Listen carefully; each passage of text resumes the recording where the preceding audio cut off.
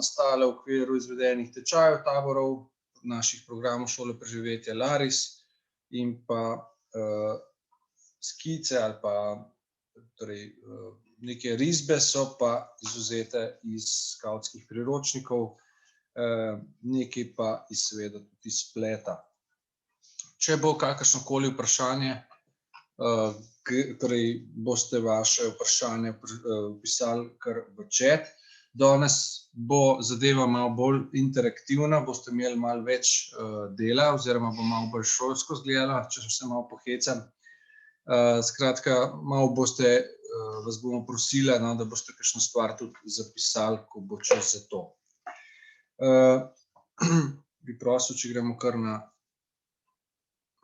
uporabne vozle. Torej, na hitrico bomo samo ponovili nekaj o vozlih.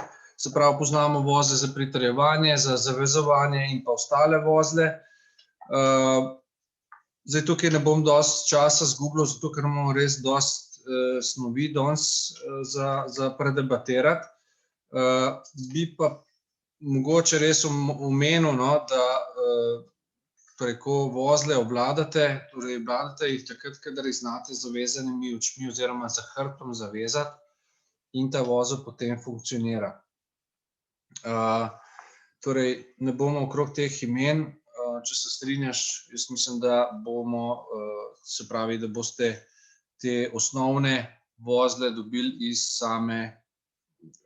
samega čtiva in pa seveda, kot smo tudi v prejšnji epizodi, če lahko tako rečem, tudi dodali neko povezavo do YouTube posnetkov, kako se te osnovne vozle zaveže. Lepa vezava je dobra vezava, se pravi, vedno začnemo nekje z začetnim vozlom ali pa bičevim vozlom, ali pa tudi nenazadnje s kakšnim napenjalnim je v redu in vedno zaključimo ali z ambulantnim ali pa nekim podobnim vozlom, torej odvisno od debeline vrvi, smo tudi rekli, če mačkrat ponovim. Potem smo si prejšnjič pogledali, kaj je bivak, kakšne pripomočke potrebujemo.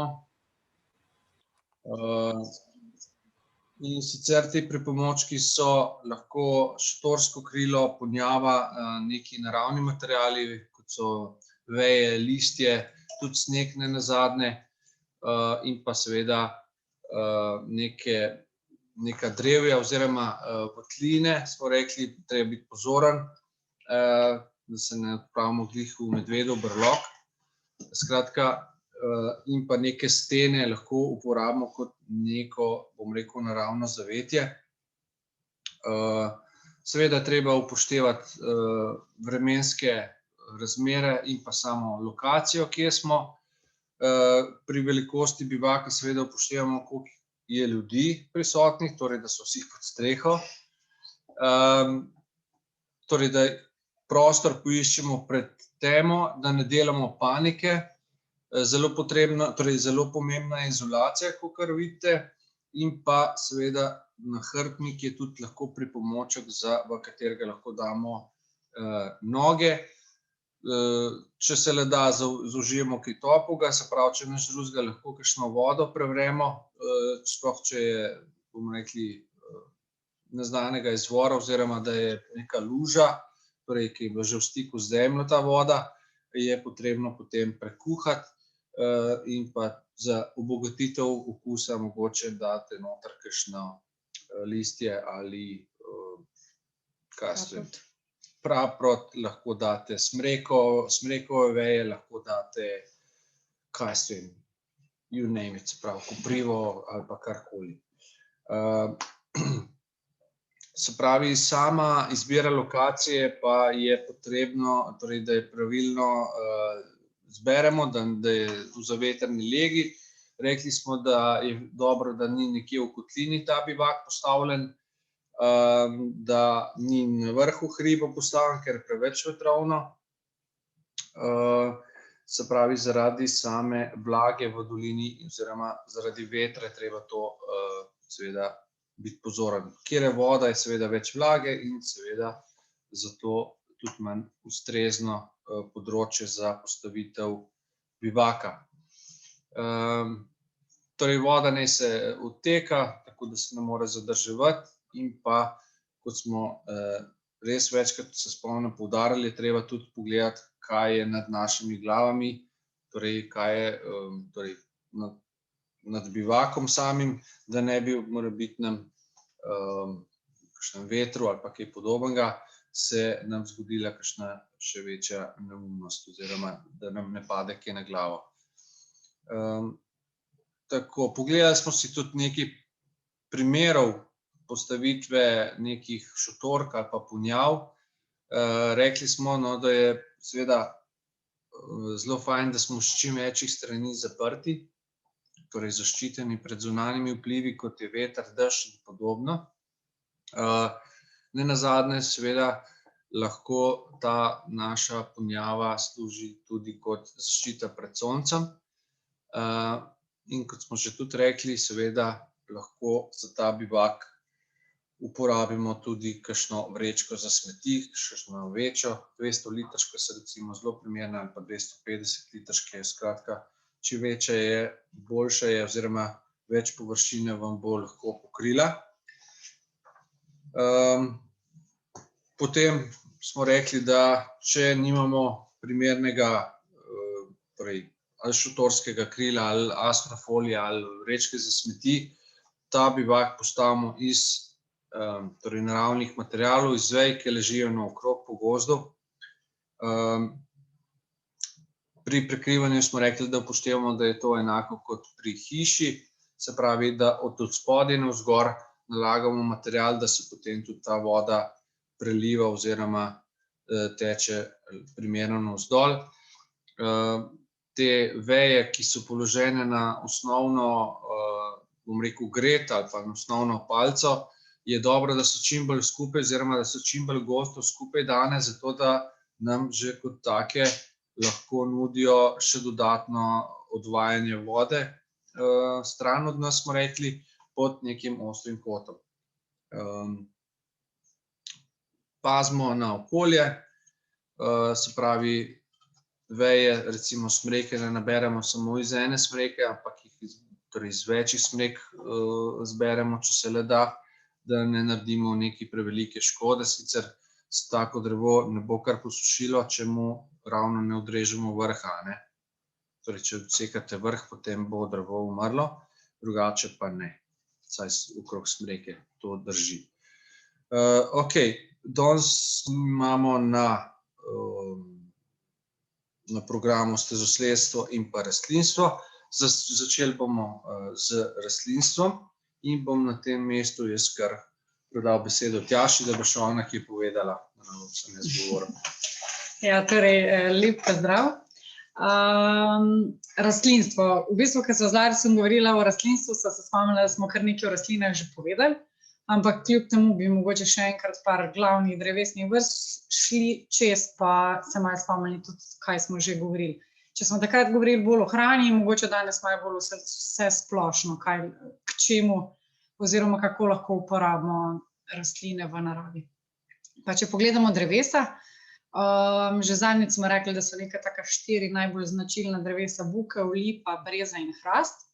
Bukev torej zelo dobro gori, to smo slišali, pusti dobro žerjavico, daje veliko svetlobe. Potem olupljen in spražen žir je zelo okusen, se pravi, lahko se ga prepraži, žir se lahko tudi stre in se iz njega naredi moko. Mladi bukovi listi so okusni za solato, starejši kot so, bolj so grenki, niso strupeni, ampak niso pa preveč okusni. In tudi veliko manj hranljivi. Pri bukvi, torej pri žiru, bi jaz mogoče omenil še enkrat, da ponovimo, torej med drugo vojno so recimo iz žira so stiskali tudi olje, ker so iz štal oziroma iz hlevov je vojska pobrala, bom rekel, so živine več ali manj in ni bilo maščobe za pripravo hrane. In so iz žira, torej prepraženega žira, doma pripravljali improvizirane, bom rekel, stiskalnice za olje iz žira. No, super. V tem času, ki je pa Laris to govoril, sem pa mogoče lahko na tem mestu, glede na to, da govorimo o rastlinah, povemo še o bukvi zelo podobnem gabru. Torej gaber, zdaj, če vidimo, da levi zgornji sliki, kot jo vidite, pač imamo bukev. In v bistvu gaber je zelo podoben bukvi po listih, s tem, da ima bukev enostaven listni rob, medtem ko ima gaber rahlo nazobčenega, pa po lubju tudi lahko ločimo tako, da ima bukev gladko sivo lubje, medtem ko ima gaber hrapavo lubje in pa bolj rjave barve. Prav tako so mladi listi lahko užitni, ostale stvari pa nimajo nekih posebnih vrednosti. Les sam po sebi je pa seveda tudi dober za kurjenje ognja in tudi zadrži kar nekaj žarjavice. Potem imamo lipo in tudi lipovec. Če ste si morda zapomnili, ločimo jo tako, da lipovec ima na spodnji strani lista rjave dlačice, medtem ko ima lipa bele. Oba dva pa svoje cvetove in tudi pač cvetovi pa obeh so v bistvu primerni za čaj. Sicer je lipov les zelo mehek, tako da je zelo primeren za kakšno tudi pletenje vrvi, pletenje za kakšne vrvi. Iz lipovega lesa si zelo enostavno naredimo kakšno posodico. Velja pa tukaj omeniti to, da vsaka lipa, ki jo podremo, je zelo dolgo rasla in da zelo dolgo raste v bistvu. Mogoče tako od vseh teh nekih dreves najpogosteje oziroma najraje uporabljamo kakšno lesko, ki se hitro obnavlja, hitro raste, tudi debelejša in je enako spet zelo pač mehka in tako, da smo pozorni tudi na take stvari, ker zato, da ena lipa zraste na višino ene leske, rabi skoraj 10 let, da pa leska zraste na višino torej te lipe pa približno leto do 2. Potem imamo brezo. Breza, vidimo jo pač, prepoznamo jo na daleč po belem lubju, ki je pa v bistvu zelo uporabna tudi za netivo, tako v sončnem kot v deževnem vremenu. Mislim, da z ljubjem se bomo srečali, verjamem, da se boste že prej, ampak zagotovo tudi na pač naši delavnici, ko bomo probali tudi zakuriti s kresilom. Brezov les je prav tako primeren za kurjenje. To sem hotela pa boro napisati, ampak se za brezo isto velja. Isto velja. V bistvu, če odstranimo zgornjo plast, to velja tudi recimo za bor, in smreko, se spodnja plast lubja lahko v bistvu prepraži. Potem zagotovo poznate brezov sirup, brezov sok, postopek je sicer, ne bom rekla, da zelo zahteven, vsekakor pa dolgotrajnejši. Se pravi, je tudi po tej poti uporabna, potem se iz breze delajo tudi razni šamponi in podobne stvari, ampak to bolj v neki farmacevtski industriji. Ja, jaz bi mogoče dodal, ko si menila glih sok, zdaj za recimo, če vzamemo pri brezi tam nekje do 1. aprila, torej zgodaj spomladi, vzamemo šop vej, pa od kakšnega fruca flašo, odsekamo te veje, torej na koncu, to je najbolj, bom rekel, humano do drevesa, torej najbolj etično, in te veje spravimo v flašo in jo navežemo kar gor na te veje in dobimo v roku torej 24 ur nekje se nam ta flaša napolni, se pravi liter pa pol tekočine oziroma tega brezovega soka dobimo, to smo testirali. Skratka, se da dobiti, bom rekel, voda iz breze ven. Zdaj mogoče malo bolj rigorozna metoda je pa ta, da v bistvu konico noža zapičimo v drevo in v to razpoko, ki od noža ostane, ker ven potegnemo, vtaknemo noter ošiljen klinček, kar lahko je leskov ali pa direkt z breze, tudi neko palčko, jo ošilimo in jo pod ostrim kotom zopet vtaknemo noter v to režico, ki je ostala od noža in se bo po nekaj sekundah začela v bistvu ta sok breze ven cediti po tej palčki. Seveda podstavimo posodo, da jo tudi prestrežemo. Tretja opcija je pa vrtanje lukenj, to vam pa, ne vem, skoraj odsvetujem, razen če boste se res profesionalno ukvarjali z pridobivanjem brezovega soka oziroma sirupa. Gre pa za to, da je v bistvu, kar ljudje ne počnejo dobro, je v bistvu to, da ko luknjo zavrtajo noter, jo ne zamašijo. Se pravi, če mi ne zamašimo te luknje, drevo, rečemo, izkrvavi in praktično tudi umre. Zato vas opozarjam, da če boste že vrtali luknje noter v brezo, poskrbite potem tudi za nek plutovine zamašek ali pa iz nekega trdega lesa, oblikujete primerno velikost in zamašite, zabijete to luknjo, da drevo ne izkrvavi, kot rečemo. Hvala za besedo. Potem imamo pa še hrast. Hrast pa v bistvu spet plodovi so primerni za kavo, lahko tudi za moko, s tem, da jih je treba prekuhati, svetujejo, da v 10 vodah, ne. Da se res dobro pač izloči vse snovi, ki bi lahko v neki večji količini povzročile slabost, bolečine v želodcu in podobne simptome. Samo trenutek, še smo dobili še nekdo se nam je pridružil. In v bistvu iz skorje, hrastove skorje, lahko v bistvu skuhamo čaj, ki je zelo dober tudi proti driski, se pravi, tako kot na primer, ne vem, rečejo, pojejte malo oglja. S tem, da spet moramo paziti, da ni pač ta čaj, mislim, da ne pretiravamo s tem ogljem v čaju, no. Les je spet zelo dober za drva, sicer pa je hrast uporaben tudi v, kako se temu reče, lesni industriji, se pravi, mizarstvo, tako. To so v bistvu ta neka glavna 4 drevesa, no, ki je pač zelo fajn, da jih znamo prepoznati. Brezo itak po ljubju, bukev smo rekli po enostavnih listih, pa bukev je tako v bistvu kraljica naših gozdov, ne. Potem imamo hrast, ki je prepoznan po teh valovitih listih, in pa lipa s svojim značilnim vonjem v maju in pa sicer takimi srčastimi listi, kot simbol slovenstva, mislim, da tudi nimamo težav s tem. Ja, skratka, če na hitrico povzamem, so to v bistvu 4 vrste drevesa, ki v bistvu jih najdemo po celi Sloveniji, oziroma ne vse povsod, seveda, ne vse, ampak so pa bom rekel, en tak skrit vir ali hrane, ali vode, smo rekli, ali pa drugih stvari, kot smo rekli, naj si bo to za zdravilstvo ali pa za nego las, če hočemo. Tako. Potem pa v bistvu mogoče velja omeniti še smreko, torej to je pa en iglavc, s tem, ko rečemo, da je iglavc, že se zavedamo tega, da govorimo o tem, da ima smolo med drugim. Smola je za nas lahko pomembna z vidika v bistvu tega, da velja za vnetljiv material. Včasih so smolo uporabljali tudi za čigumije, ponavadi jo v natečaju tudi požvečimo, da ugotovimo, da se ne lima na zobe, čeprav tako izgleda. Sicer pa je smreka uporabna, smrekove veje za bivak, to smo prejšnjič govorili. V bistvu, kot smo že večkrat omenili, voda odteka, tako da tudi če ima smreka zelo goste veje, lahko kar spodaj bivališče postavimo, pa je velika verjetnost, da bomo tudi v deževnem vremenu ostali suhi. Smrekovi vršički, spet v bolj spomladanskem času ali pa pozno spomladanskem, v kakšnih višjih legah, so primerni za sirup, za čaj. Smreka ima zelo veliko eteričnih olj in pa skorja, lubje se da zelo enostavno v bistvu polupiti. Tule bi spet opozorila na to, da pač pazimo, da ne uničujemo smrek preveč, da ne vem, ne vzamemo kar 2 metra iz ene smreke, ker pač s tem imamo spet dostop do bakterij, omogočimo drevesu, bakterijam omogočimo dostop do drevesa in lahko pač drevo na tak način tudi v bistvu propade. Res je, da smreka to rešuje smolo, ne, smola v bistvu zaceli rano, ampak vseeno, da smo pač tukaj nekako previdni.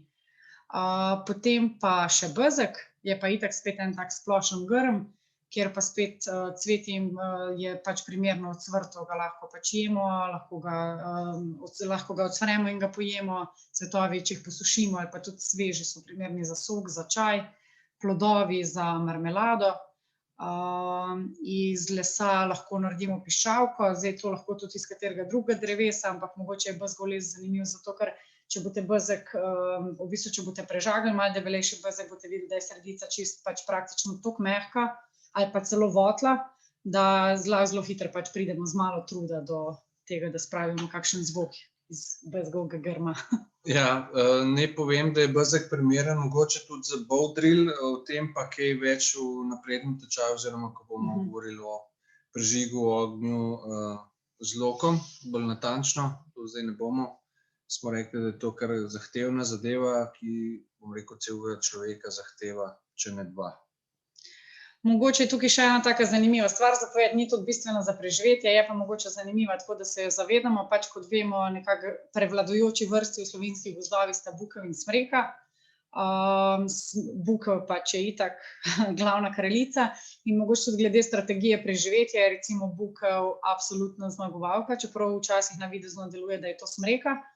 Namreč smreka ima zelo plitve korenine, ima zelo plitve korenine, medtem ko ima bukev zelo globoke. Smreka raste veliko hitreje kot bukev, se pravi, je v nekem trenutku veliko bolj lahko dovzetna za kakšne vetrolome, snegolome in podobno. In takrat, ko v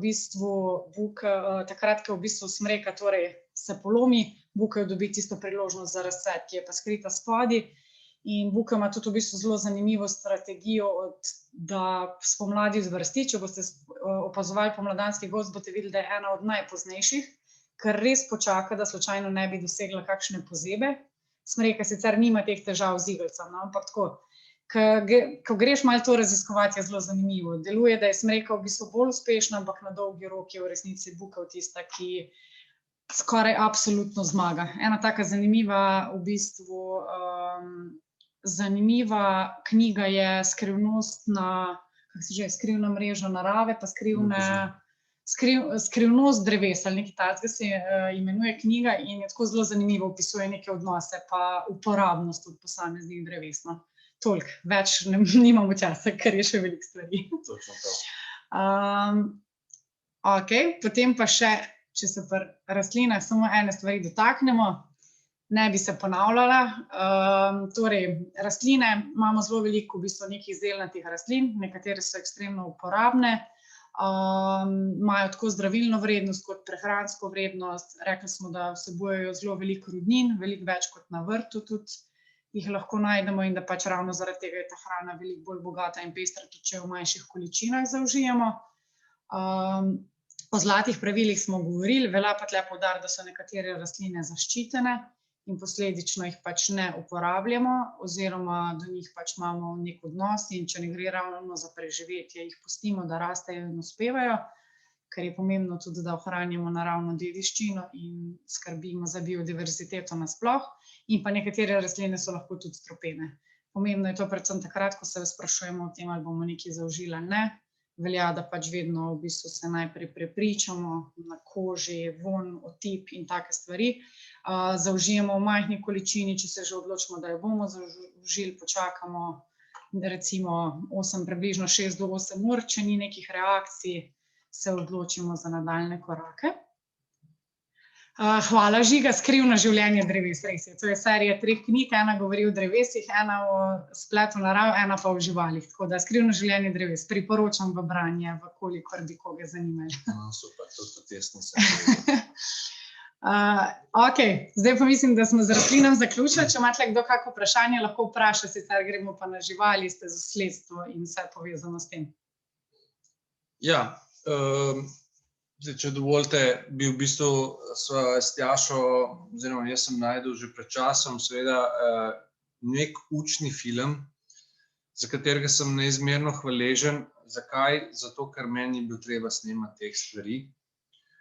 Naj vas opozorim, da so vsebine zelo nazorne, se pravi, ne bo ravno nekega ubijanja ali pa kaj takega, bo pa torej nazorno prikazano v tem učnem filmu, ki je sicer od Jugoslovanske ljudske armade.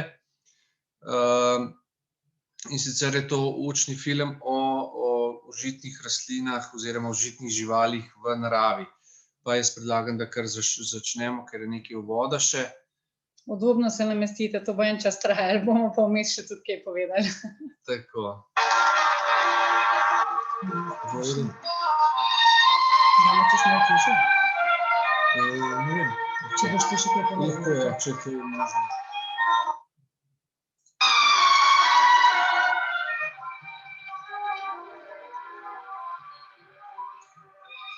Torej, še enkrat poudarjam, da bo tukaj ta film prikazuje nazorno, kako se pripravljajo različne živali in pa prikazano bo tudi nekaj primerov pasti, katera bomo pa potem na koncu malo pokomentirali. Na sami delavnici bomo pa seveda to tudi poskusili. Jaz upam, da vse vidite pod napise in tako naprej.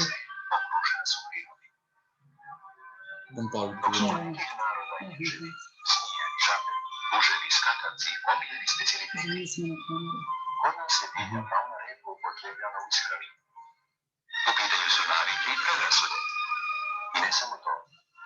Potrebno je znati šta se sve od životinjskih vrsta i kako može koristiti za jelo. Pokušat ćemo da vam nešto toga pokažemo u našem filmu.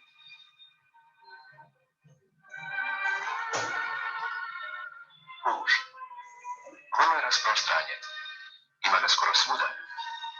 Samo se ponegdje kod nas upotrebljavaju za ishranu. Uglavnom u proljeće, dok još nisu otvoreni. Međutim, puževe možemo jesti uvijek. Ako je vreme suvo, malo ih je teško pronaći, kada se oni skrivaju, pa čak odšetaju i na drveće. Za jelo se pripremaju sasvim jednostavno. Najprije ih treba variti nekoliko minuta u pučanoj vodi. Poslije toga se iz ljušture vadi stopalo i odvaja od creva. Ovo čišćenje može izgledati neprijatno, ali ono je u stvari isto kao i kod životinja, na koje smo već navikli u ishrani. Od ovako očišćenih puževa mogu se praviti razna jela. Paprikaš, faširane šnicne, a mogu se i peći kao ražnjici. Još jednostavnije je puževe ispeći na žaru, ovako sa ljušturom.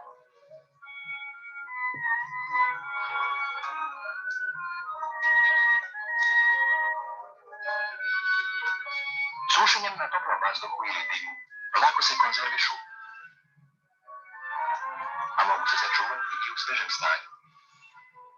Zato je potrebno da se iskopa rupa u zemlji, obloži suvim lišćem, stave puževu pa zatrpaju. Ovako ostavljene u trapu, čak i posle 3 mjeseca, naći ćemo ih žive.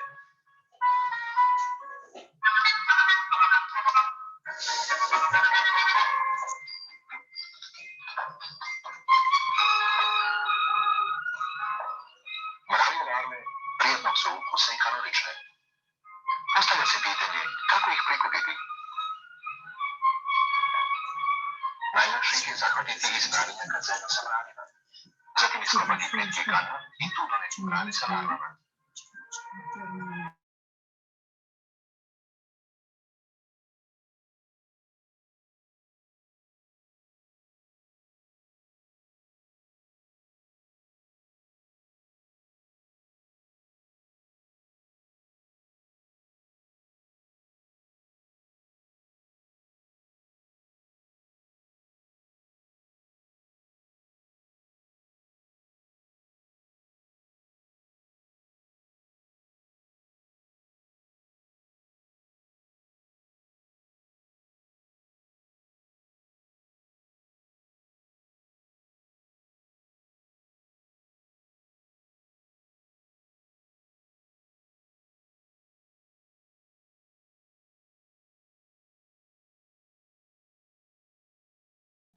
Drugače ne slišijo. Ne slišimo nič. Je zdaj boljš? Ja, seveda. Ok, super. Mravlje larve mogu se upotrebiti kao dodatak drugim jelima, a vrlo su ukusne ako se samo malo proprže na ulju. Ali zapamtite, mravi su zakonom zaštićeni kao korisni insekti i upotreba larvi za ishranu dolazi u obzir samo u krajnjoj nuždi. Skakavaca ima na livadama preko cijelog leta. Treba samo malo više truda dok se prikupe, a priprema za jelo je vrlo jednostavna. Na vrelom ulju za 10 sekundi porumene i to je sve. Naravno, mogu se ispeći i bez ulja ako ga nema. U tuganju da nije predrasuda, ne bi nam izgledali ništa manje privlačni od, recimo, girica koje rado jedemo.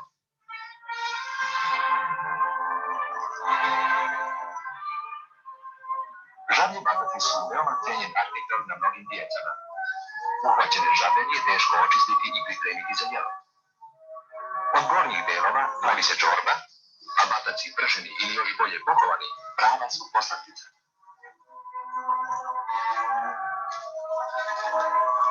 Travničarske reke, bare i kanali bogati su školjkama. U industriji upotrebljavaju ih za izradu sodefa, a meso školjki ako se skuva ili ispraži, dobro je za jelo.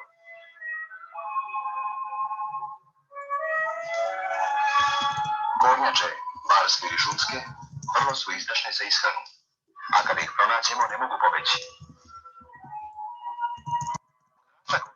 Mesa koliko i veće pile, a po kvalitetu ne zaostaje za pilećim. Poseban je specialitet, jako cenjen u svetu.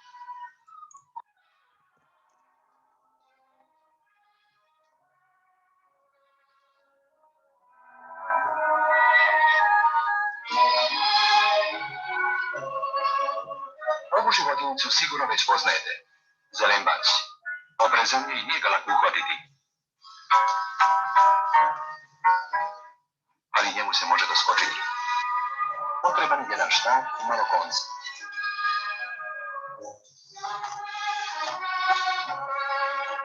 Uz malo preznosti postaće naš plen. Naravno, ovo nije jedini način da se dođe do zelenbaća. Ukusan je za jelo, a po kaloričnoj vrednosti i belančivinama približan goveđe meso. Tako dva veća zelenbaća mogu zameniti 100 grama govedine. Tle mogoče lahko povemo, da zelenbač je v bistvu zelenc pri nas. Zelenc To je ta pomeni. zelen kuščar, ki je moder takrat, ko se pari spodi po spodnjem delu Po vratu. po vratu. Hvala.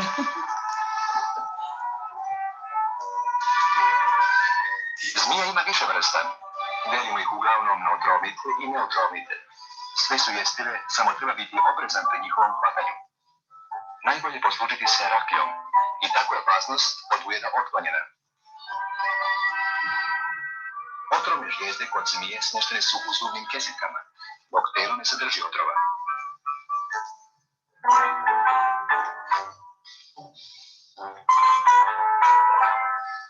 Zmije su očišćene kad im se skine koža, a ona se lako odvaja od tela.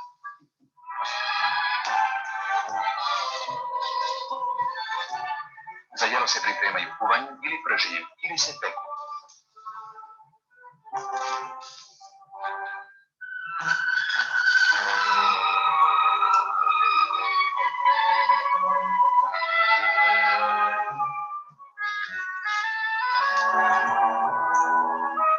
Jež je već krupniji zalogaj. Brani se bodljama, ali mu se može doskočiti.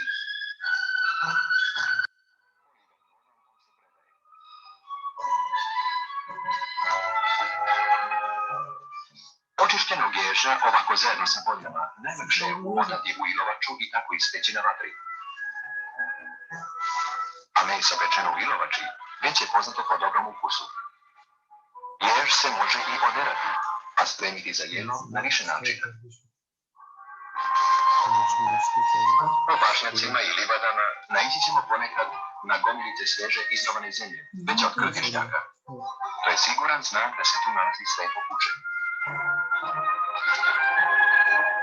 Ako razgrnemo zemlju, doći ćemo do rupe od koje se račva hodnik u dva pravca. Na ovom mjestu treba postaviti klopku.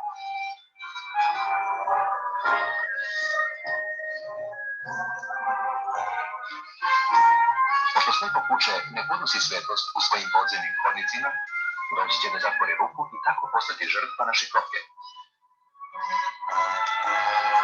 Očišćeno slepo kuće teško i do pola kilograma.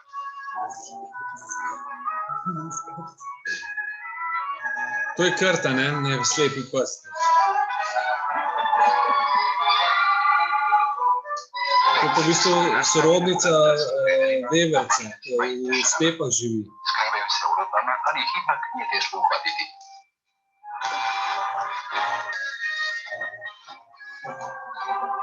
Mogu se hvatiti na omču ili uz pomoć vode. Voda ih prisili da napuste svoje skrovište i to nam je dovoljno.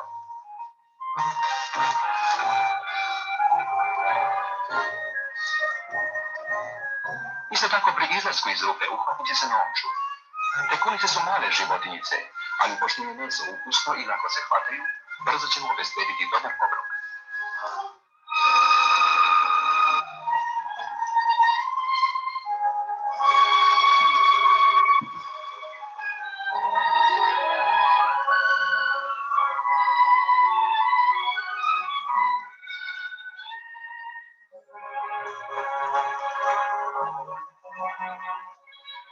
Veverica, kreja ili vrana ili bilo koja ptica upotpunit će naš jelovnik.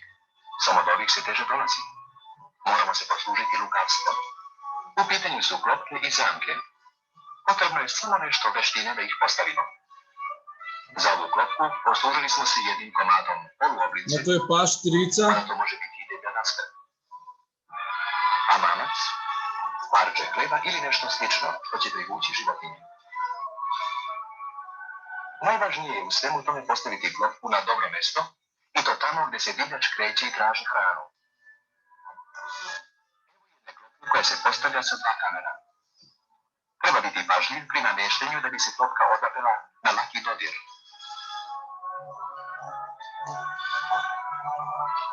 Tamo gdje ima kreja, fazana ili jarebica, praktična je zamka sa omčama. Dole mamac, a iznad njega vežu se omče od konjske dlake ili najlona.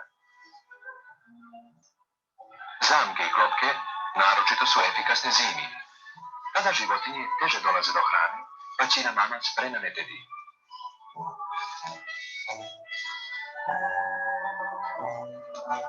Ako se zamke vešta postave, neće ostati prazne.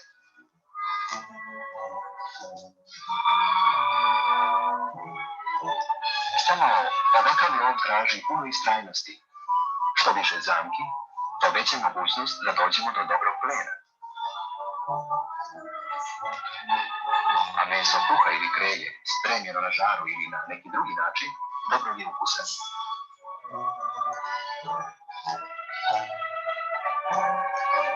Zamke se mogu postaviti i za krupniju divljač. Ova je pogodna za hvatanje lisica. Stavlja se drvo i veže kanapom, a dole postavi mamac i omča. Kada lisica zagrize mamac, omča će je stegnuti preko sredine ili vrata.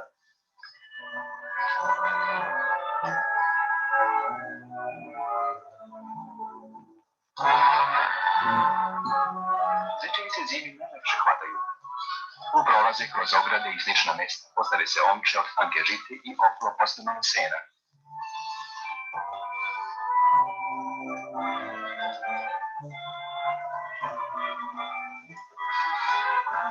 Evo još nekih zamki za krupniju divljač, na primjer za srnu. I ovdje je najvažnije odabrati dobro mjesto, a to je staza kojom divljač prolazi. Savije se drvo i zakači za pobijeni kočić. Od kanapa ili žice napravi se omča. Kada divljač naiđe, uhvatit će se u omču, a savijeno drvo podići se u vis. Tako se obezbeđuje da plen ne pojedu lisice ili vukovi koji nisu sarađivali u postavljanju zamki.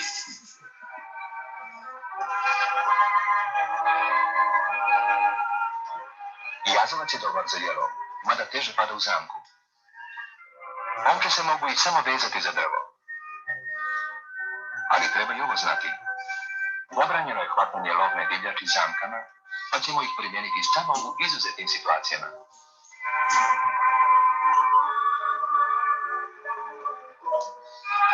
Sa ulovom krupnih životinja obezbedit ćemo veću količinu hrane, a možemo čak stvoriti i rezervu.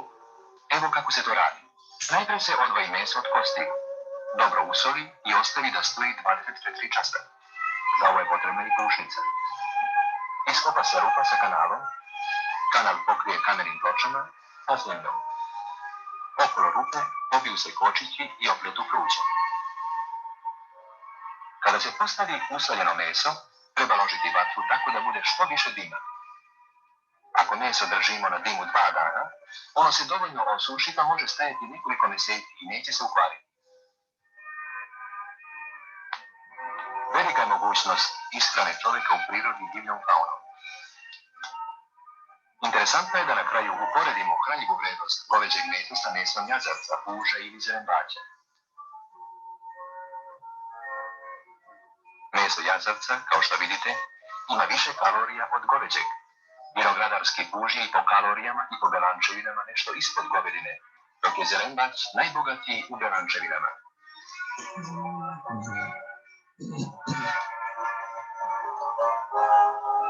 Bogatstvo divlje faune koristit ćemo, razume se, prvenstveno u izuzetnim situacijama kada ostanemo bez redovnih izvora hrane. Tada će nam priroda pružiti mnogo mogućnosti da se održimo kalorijama koje su nam nepoznate u svakodnevnoj ishrani. Međutim, divljom faunom možemo obogatiti i naš redovni jelovnik raznovrsnim specijalitetima.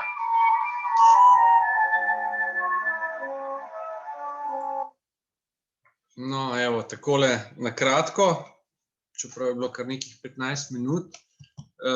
Se pravim, jaz upam, da niste preveč zgroženi nad samo vsebino.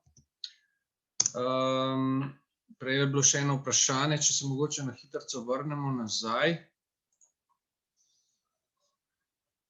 mislim, da je Žiga vprašal, ali žir...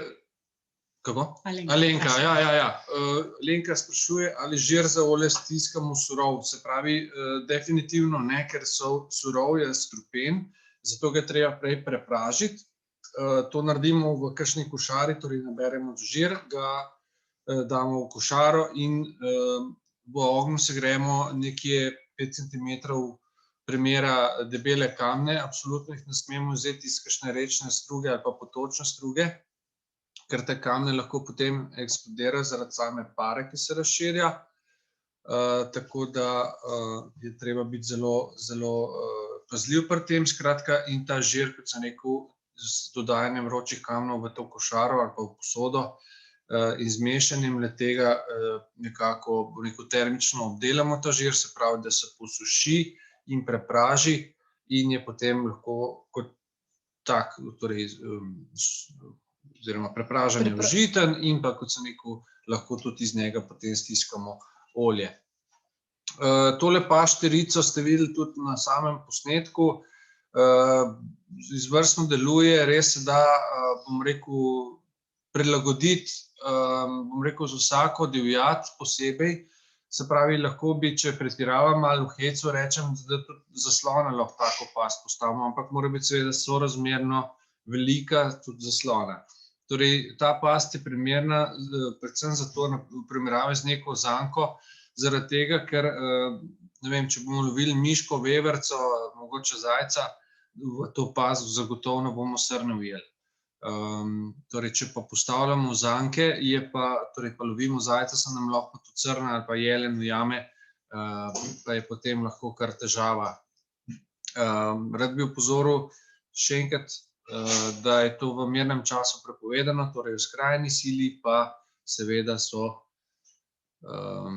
te stvari na voljo. Seveda pa ne propagiramo tega, da bi zdaj to kar v vsakdanje prehrano vnašali te stvari. Še kaj takega? Skratka, okrog teh pasti bomo na sami delavnici pokazali vsaj 2 past dvigovalko, to je tista, ki smo videli dvigne sam plen oziroma samo žival, da jo potem drugi ne pojejo nam, torej in pa seveda je zelo pomembno, da pasti gremo takoj zjutraj, se pravi, če jih popoldan postavimo, da jih zjutraj seveda gremo čim prej preveriti, da se ne bi žival mučila, kakorkoli. Zdaj, mogoče še okrog samih vab. Pri vabah je zelo pomembno, da upoštevate, da če na primer lovite mesojedo žival, je pametno, da ji za vabo nastavite meso. Če lovite recimo rastlinojedo žival, pa seveda rastlinske dele, se pravi, so to kakšni dišeči cvetovi, kakšne korenine ali pa kaj podobnega. Skratka, to je treba malo upoštevati. In pa, kot ste že mogoče na posnetku zasledili, je potrebno pasti nastavljati tam, kjer živali so, torej ali na njihovih poteh, ali v bližini nekih napajališč ali pa podobno, se pravi, tam, kjer žival je. V nadaljevanju si bomo malo bolj pogledali, na kakšen način ugotovimo, za kakšno divjad gre. Res bomo samo osnovne stvari povedali, ker tega je malo morje, zato bo seveda tudi v nadaljevalnem tečaju veliko več prostora za te dodatne stvari namenjene. Torej, zdaj bom pa kar v bistvu predal besedo Tjaši, da nam bo malo povedala o stezosledstvu, kaj to pomeni, kaj to je in pa kaj nam lahko pride prav v bistvu ta veščina, če lahko rečem. Pa se bo kar malo izmenjavala po moje.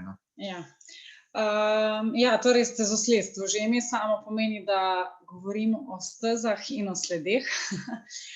Steze, ki jih uporabljajo živali v gozdu, imenujemo v večini primerov stečine. Sled pa pač sama po sebi, v bistvu vsi puščamo sled, tudi ljudje. Danes se bomo usmerili bolj mogoče na živalske sledi in tudi stopinje. Lahko bi pa precej časa posvetili tudi temu, kakšne sledi in stopinje pušča človek.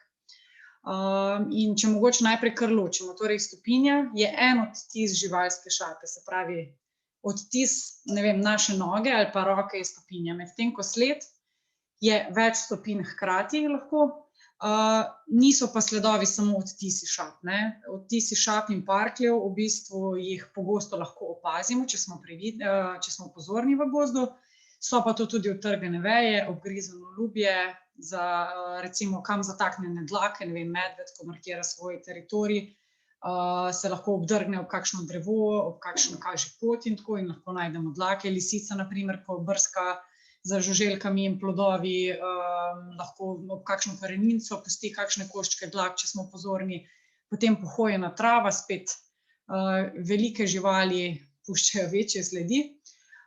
Potem, ja, medved recimo je že ena taka, ki lahko v bistvu zelo vidimo in lahko tudi glede na to, v katero smer se je trava polegla, ugotovimo, v katero smer je šel. Kje je sedel, kje je ležal, kje se je mogoče, ne vem, lovil, kje je pač počel neke razne stvari. Potem imamo izbljuvke, to velja predvsem za sove. Strgana pajkova mreža nam lahko priča o neki prisotnosti neke živali, obrnjeno listje, kamenje, obdrgnjeno lubje, recimo tule na sliki vidimo, tole je sveža sled iz 10 dni nazaj od divjega prašiča, ki se je pač počohal po bukvi. Vidimo pač neko blato, ki je na drevesu in nam tudi pač priča o prisotnosti torej živali. V bistvu gozd nam pripoveduje svojo zgodbo, ampak da to zgodbo preberemo, moramo nekaj vedeti. In ko govorimo o preživetju, nas sicer zelo velikokrat zanimajo predvsem stvari, ki so kak ogenj zakuriti, kak postaviti bivak, ampak v bistvu je pomembno, da poznamo tudi okolje, v katerem se nahajamo, ker tako v bistvu lažje pridemo do nekih tudi za naše življenje pomembnih stvari, se bolj varno počutimo in tako naprej. Večkrat sva v tem tečaju že poudarila, da je dobro, da se zanašamo na svoja čutila, in ko govorimo o stezosledstvu, je še toliko bolj pomembno, da imamo vklopljeno vse, od tipa, vonja, sluha, vida, okusa mogoče malo manj. In mogoče dva taka zanimiva trika sta še to, da vonj lahko dosti izboljšamo, če se ovlaži zgornja ustnica z malo vode. Na primer, to lahko vidite tudi pri živalih, recimo lisica ali pa psi so en tipičen primer, ki si v bistvu vedno se z jezikom obliznejo. Tisti, ki dobro vohajo in si v bistvu obliznejo zgornjo ustnico, in to je nek tak trik, da v bistvu zaradi tega veliko bolj vonjaš. Kakšna je odzadaj fizika, žal ne vem. Naslednja stvar je pa recimo sluh, to pa itak sami veste, da pač se lahko sluh veliko bolj izboljša, če si pač za uhlje damo dlani in v bistvu s tem usmerimo zvok in zapremo neke šume, tako da lahko zaznamo bistveno več, zdaj spet so to tudi neki, vsak po svoje pove malo podatke, ampak bistveno več zvokov, ki bi jih sicer popolnoma zgrešili. Ja, to se enostavno predlaga, da poskusite, lahko tudi, če ste v mestu, greste na balkon, pa s prostimi ušesi poslušate, potem date še roke zraven, pa boste videli, koliko več zvokov boste slišali. No, to je res dober primer, ki ga lahko stestirate kadarkoli, kjerkoli. Je pa tako, da nasveti, sploh takrat, ko se gremo stezosledstvo zares, pa tudi sicer po gozdu, ko se premikamo, če se bomo premikali hitro oziroma prehitro, bomo manj stvari opazili, verjetno nam bo tudi prej kaj pobegnilo, pa včasih si želimo, da je tako, ne, ampak moramo biti pač res pozorni, kot sem rekla, že čutila, sledi ne smemo samo opazovati, ampak jih moramo tudi skušati razložiti. Če jih pa želimo razložiti, pa moramo vedeti tudi o posamezni živali kakšno stvar. Kaj pomeni razložiti? Sledi lahko preberemo, v katero smer je šla žival, ali je žival tekla, ali je hodila, ali se je zadrževala nekaj časa, ali se je prehranjevala, je mogoče samo šla za neko drugo živaljo, se je srečala z neko drugo vrsto, se pravi, lahko govorimo o načinu premikanja in o hitrosti premikanja, in v bistvu sled nam govori tudi, koliko je stara. Zdaj, to je odvisno od vremenskih razmer. V bistvu sled s trenutkom, ko je nastala, začne tudi razpadati. Je pa res, da tam, kjer je v bistvu nastala v nekih pogojih, ki so potem zelo, bom rekla, da se vzdržuje približno isti in da ne vključuje nekega prevelikega vetra in vlage, se lahko obdrži tudi več let. Lahko se tudi fosilizira, recimo na Hrvaškem imamo zato ohranjeno odtis v enem mestu, ki sem zdajle pozabila, kako se mu reče, dinozavra, ne, ki se je fosiliziral, ampak to je pač idealen pogoj. Sicer je pa tako, sled v bistvu, dokler ima ostre robove in se vidi že takoj, da deluje sveža, pomeni, da je stara dan, dva. Po dnevu, dveh te ostri robovi že razpadajo in potem se počasi v bistvu sled zabriše in je tudi težje določljiva ali pa jo je težje opaziti, če nismo vešči opazovanja.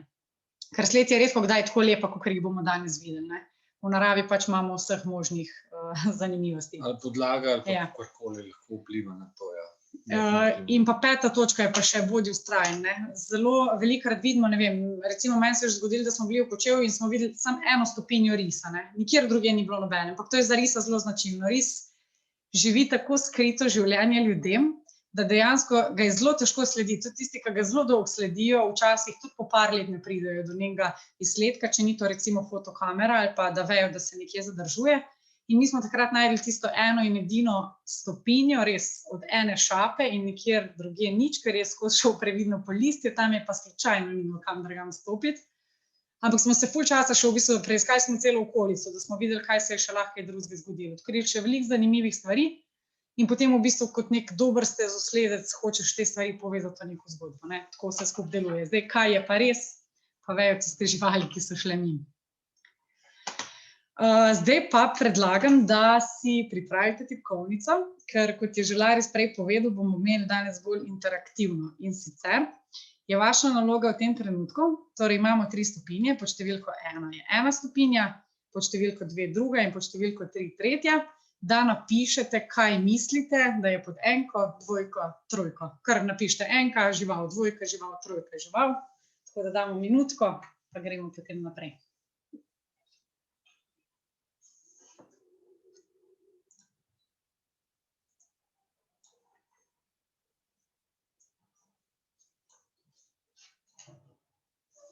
Mogoče bi v svežosti sledi, mogoče zdaj v tem času, ko tipkate, gotovo slišite, mogoče, ko vidite v kakšnem filmu ali pa kakorkoli, ko dajo prste zraven sledi noter, zraven stopinje.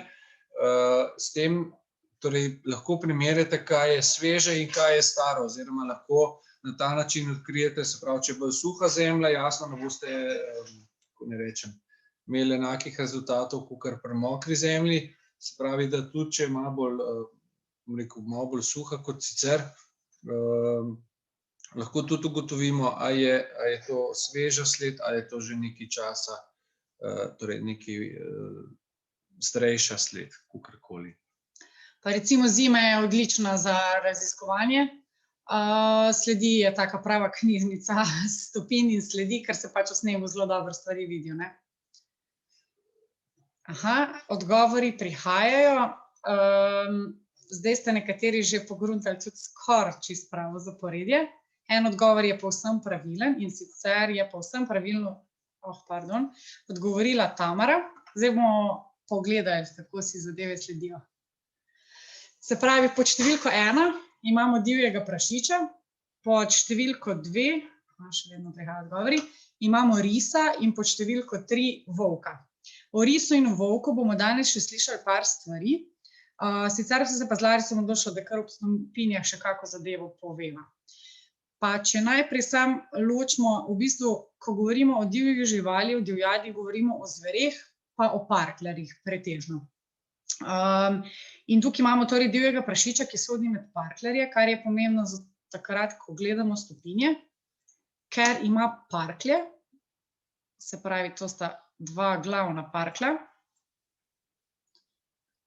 ki sta v bistvu, če bi si zamislili našo roko, zraščena 2 prsta naša skupaj pa 1, tako sta parklje. Potem imamo pa še 2, ki sta pri divjem prašiču vedno vidna. Pa vedno na zunanji strani parkljev, ne? Tako, vedno v bistvu, če bi, samo da vzamem drugo orodje, če bi v bistvu potegnili črto od parklja navzdol, jaz upam, da vidite to rumeno, sta parkeljčka vedno na zunanjo stran. Kje sta na notranjo, bomo povedali kasneje. Ampak pri divjem prašiču sta torej vedno vidna in gre v bistvu za, če bi gledali po naših kosteh, za anatomijo, za ta 2 prsta. Divji prašič je žival, ki torej je kar vse splošno razširjena, trenutno tudi v porastu kot populacija, ker so zelo tople zime tudi, tako da imajo prašiči tudi po 2 zaroda na leto, kar je lahko veliko, ker je vleglo kar precej prašičkov, ne, v povprečju koliko 8 ali koliko? Ja, 8 pa tudi lahko več, ne.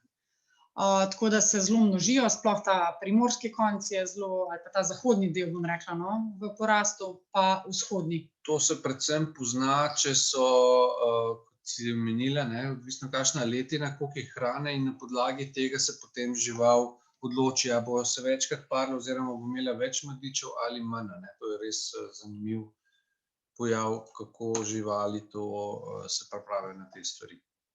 Tako, sicer pa v bistvu, ja, je vse splošno prisoten, hrani se pa predvsem z nekimi plodovi, pač rije po gozdu, opazimo ga lahko po tistih čuhalnikih, ki sem že prej rekla, potem ima te kaluže, so značilne za njega, se pravi, to so te blatne luže, v katerih lahko prašiči tudi ležijo, spijo in se jim včasih, če smo preveč neslišni, ni prijetno, ko se vstanejo in napadejo. V bistvu so vsejedi, no, praktično. Tako. Tudi mrhovinarji so praktično, tako da tudi kakšno mladiča srne ubijejo, če ga najdejo in tako naprej. Tako da so, naj povem na tem mestu, no, ko smo že pri divjem prašiču, v primerjavi z medvedom divji prašič ubil nekje od 2. vojne do danes v Sloveniji govorimo okrog 100 ljudi. Pri medvedu bomo slišali pa potem kasneje pa samo 3 oziroma 4. Okej, pa ris pa volk, ne bi tukaj izgubljali veliko besed, kar bomo kasneje. Tukaj bi povedala samo pomembno razliko, torej volk sodi med pse, ris sodi med mačke in vse mačke imajo kremplje skrite, ker z njimi lovijo in jih potrebujejo, bomo tudi malo več kasneje o tem, se pravi, na mačji stopinji praviloma nikoli ni vidnih krempeljčkov, medtem ko na vseh stopinjah psov, naj bo to volk, šakal, kdorkoli, lisica, imamo vidne kremplje. To je ena taka bistvena razlika med mačjo in pasjo stopinjo. Ja, tudi pri jazbecu in tako. V bistvu vse. Vse razen pač v bistvu risa, mač in divje mačke v Sloveniji. Kje drugje pa še kakšne druge mačke, ampak pri nas poznamo ti 2. Plus domačo mačko seveda, ne. Okej, in gremo na naslednje, tako da pripravite prste in tipkovnico. Hitri prsti. Torej spet 3 stopinje, katere je pod številko 1, številko 2 in številko 3.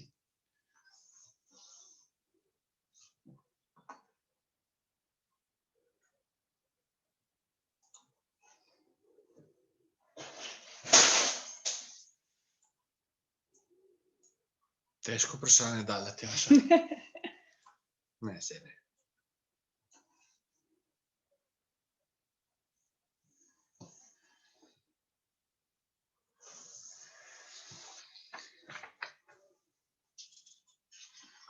Ja, lahko potrdimo, da je prvo srna in tretjo je res medved, tako da zdaj iščemo še 2.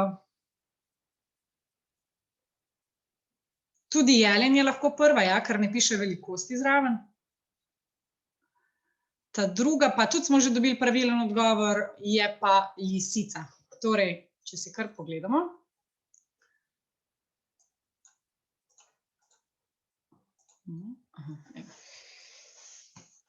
Boš ti, ali to še bom jaz, to imam še jaz. Okej, torej. Tako, se pravi, pod prvo govorimo o jelenu ali o srni, spet vidimo, imamo 2 parklja. Pri srni v velikosti cca 4 cm, pri jelenu lahko tudi 8 cm, skratka precej več. Zdaj prej nisem omenila, ne, tule lahko tudi vidimo, kako v bistvu jelen oziroma srna teče, hodi. Zdaj, če normalno hodi, imamo takole cikcak, levo, desno. Če teče, če je blato, če je sneg, lahko opazimo tudi, to smo prej povedali, parkeljčka, se pravi, to sta ta 2 prsta, ki sta pri jelenu pomaknjena višje po nogah. Jih bom tudi narisala, ja, tako. Zdaj kot krogci bojo narisani, no. Se pravi, gre pa za to, da so te parklji, nisem najlepši. Dobro je. Skratka, te parklji so pa običajno znotraj linije zunanjih parkljev ali pa ravno na meji, nikoli niso zunaj, se pravi, nikoli jih ne bomo našli tukaj ali pa tukaj, kot pri divjem prašiču. Točno to. Torej, jelen srna, zelo podobno, tudi kar se tiče njunega življenja, je tako, da v bistvu tako jelen kot srna, oba dva sta rastlinojeda. Zdaj, jelen je samec, samica jelena je košuta, imamo srno, samec srne je srnjak. O rogovju bomo malo več povedali malo kasneje, pa tudi o načinu prehranjevanja. Mogoče je pa pomembno to, da ne vem, vsa rastlinojeda živali se gibajo takrat, ko malo pade mrak, na primer. Zato, ker je treba se zavedati, da na njih ves čas v bistvu prežijo plenilci in so lahko tudi lahek plen, če niso dovolj previdne. Potem imamo lisico. Mogoče bi še preden nadaljujemo, ko si že omenila, torej vse živali, ki so plen, imajo oči ob strani, in vse živali, ki so v bistvu predatorji oziroma plenilci, pa imajo oči tako kot človek od spredaj. Se pravi, lahko primerjamo volka, medveda, lisico, jazbeca, kuno. Se pravi, to so vse plenilci. Vsi fazani, zajci, srne, jeleni pa imajo oči na strani, zato ker morajo imeti, bom rekel, čim večji kot pokrit zaradi plenilcev. To je mogoče tudi In to je mogoče tudi ena zanimiva stvar, ker ponoči, da je z lučko posvetite, ne, če vidite, da sta dva lučka takole le se zasvetla, potem zelo verjetno gledate v eno od zveri, ne, medtem, ker če vidite samo eno oko, je zelo verjetno kakšno srno, ne. Razen, če ste direkt pod kotom v faci Ja, zadeli. pa so dve srne tako postavljene. Okej, no, zdaj sem še eno dodatno naredila. Potem imamo lisico, spet govorimo torej o krempljih, ima kremplje. O lisičji stopinji bomo malo kasneje povedali še malo več, sicer je pa lisica tudi vsejeda in spada med kozmopolitske vrste, rečemo. Kaj to pomeni? Pride tudi v mesto, ne boji se človeka toliko, da ne bi prišla do smetnjaka, je vse splošno razširjena. Ena zanimivost je mogoče, da lisice in lisjaka načeloma ne moremo kar tako ločiti in tudi za določitev, na primer, potem okostja, kaj spada lisici in kaj k lisjaku, se uporablja formula, kjer moramo izmeriti dele lobanj, da določimo, ali je bila lisica ali lisjak. Jaz pa poznam dve metodi, kako to prepoznate, date vodo v gost, ne, in če je pila, je ona, če pa pil, je pa on. Evo, tako, tako se določi lisica. Drugače pa še lovsko zgodbo, malo spet za hec, v bistvu lisica ima rep eno luknjo višji kakor lisjak. Evo, tako. Evo, udeleženci se že smejijo. Tretja stvar je pa medved, o medvedu bomo spet malo kasneje, lahko pa povemo, da zadnja stopinja precej spominja v bistvu na človeško nogo, sprednja pa kot na neko dlan. Potem ima 5 prstov, prej smo govorili skozi o 4, kar tudi lisica, volk, pes, imajo tale prst pomaknjen gor. Peti prst je zagrnel in je v bistvu višje pomaknjen po nogi, to je tisti majhen nohtek, ki ga lahko opazimo tudi pri psu. Medved, vse stopinje na tleh. Več kasneje o medvedu. In pripravite tipkovnico, še zadnji 3, zadnje 3 sledi, ki jih bomo danes ugotavljali. Spet prva, druga, tretja. Jaz mislim, da ne bo težko, ali pač. So kar dosti pogoste te sledi. In tudi živali so take zelo karizmatične. Tako. Vse smo videli tudi na posnetku. Prva je zajec, pravilno, ja. Druga ima izrazito dolge krempeljčke, če vidite. Druga je jazbec, odgovor je pravilen. Bravo. Pa še tretja. Ni miška. Bravo. Tretja je pa veverica, bravo. Prišli smo do pravilnih odgovorov. Odlični ste, super.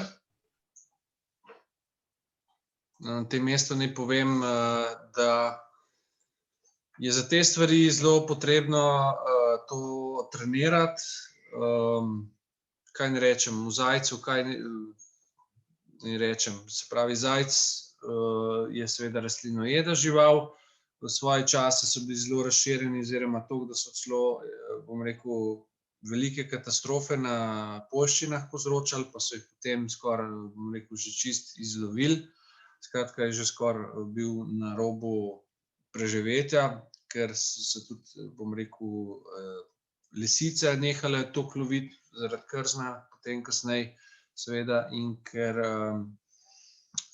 ni bilo to v ravnovesju, se je v bistvu ali enega ali drugih živali nabralo preveč. Skratka, to je zelo začaran krog. Kot vidite, zadnja taca pri zajcu je zelo dolga in pa seveda prednje so pa v bistvu normalne, take manjše, kot vidite. No. Bi ti kaj dodala?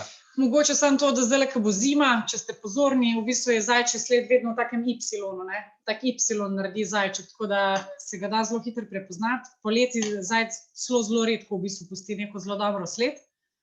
Sicer je pa zelo značilno, takole malo v bistvu da sprednje, pa zadnje v bistvu tako, na tak način se premika, ko skače, ne, če si predstavljate. Skratka, pušča take Y sledi. Drugače pa mislim, Ja, dovolj. pa ključe dela, ki ga pes gon, recimo, ključe dela, ne, se pravi, teče naravnost, ostro zavije ali v levo ali v desno, teče naravnost, potem take prave kote dela, v bistvu rečemo ključe, da v bistvu zamede oziroma zaustavlja na ta način zasledovalca. To je mogoče ena izmed zanimivosti.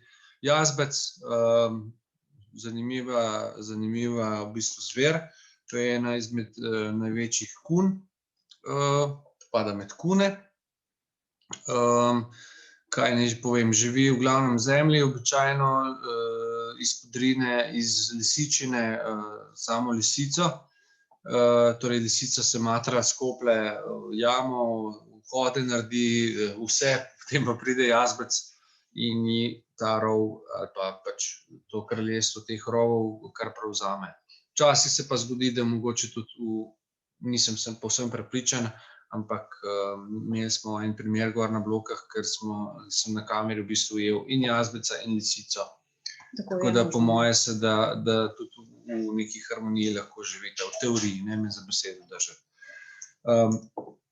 Okrog veverce, kaj naj rečem, majhne stopinje, seveda so drugačne kakor od miške, so tudi v bistvu te zadnje tačke, so večje, kakor vidimo, podobno kot pri zajčku, prednje pa, bom rekel, spet nekako v nekem sorazmerju, no, ne vem, kaj naj rečem tule še.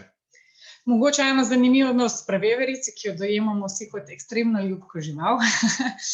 In prvi odgovor, ki ga dobiš, ko vprašaš otroke, kaj veverica je, so lešniki, seveda. Veverica v bistvu krade tudi ptičja jajca in je tudi ptičja jajca, tako mogoče ena zanimivost.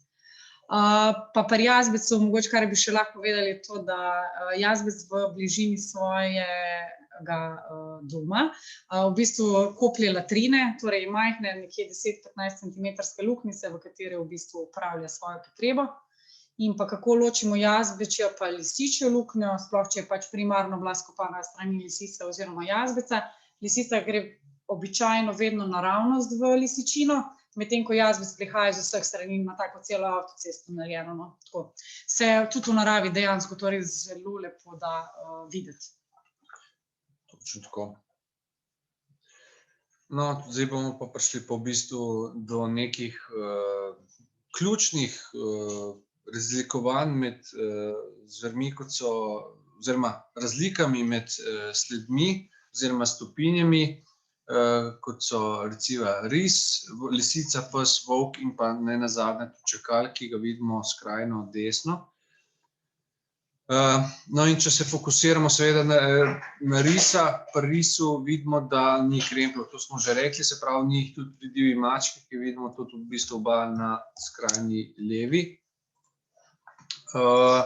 Se pravi, če pa na sredino pogledamo, pa vidimo sledi lisice in če mogoče vprašati samo majčkeno po teh zunanjih blazincah pokrožiš, da se vidi, kje se ta črta naredi. Se pravi, kadar naletimo na sled oziroma stopinjo, je torej zelo fajn, da imamo pri sebi neko ravno palčko, jo poberemo stav in jo položimo na, kot vidimo, na zgornji rob, torej zunanjih blazinic.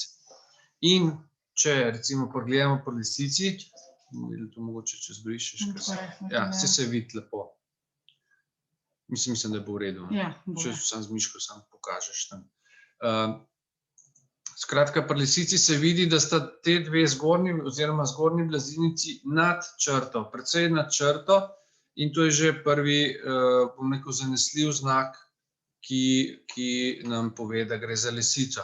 Pri psu vidite, da sta srednji blazinici pod črto in pri volku sta te dve zgornji blazinici na črti, točno na črti, a ne? Torej se dotikata nekako Tako je. te črte. Pa v bistvu ponovadi sta stranska prsta, tle je mogoče malo slabše narisano, ponovadi sta stranska, gresta tudi čez črto, pri lisici nikoli ne gresta, stranske dve sta točno na meji pod črto, tukaj gresta pa običajno ta dva prsta čez črto, no. Se tule se malo vidi, ne pa najboljš, ko je debela črta. Tako.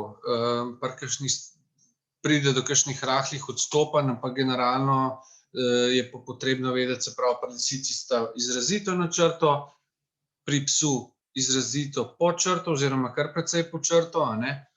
Pri volku pa, kot vidimo, nekje približno na črti, plus minus, ne? Kakšen milimeter gor, da odvisno od same zveri.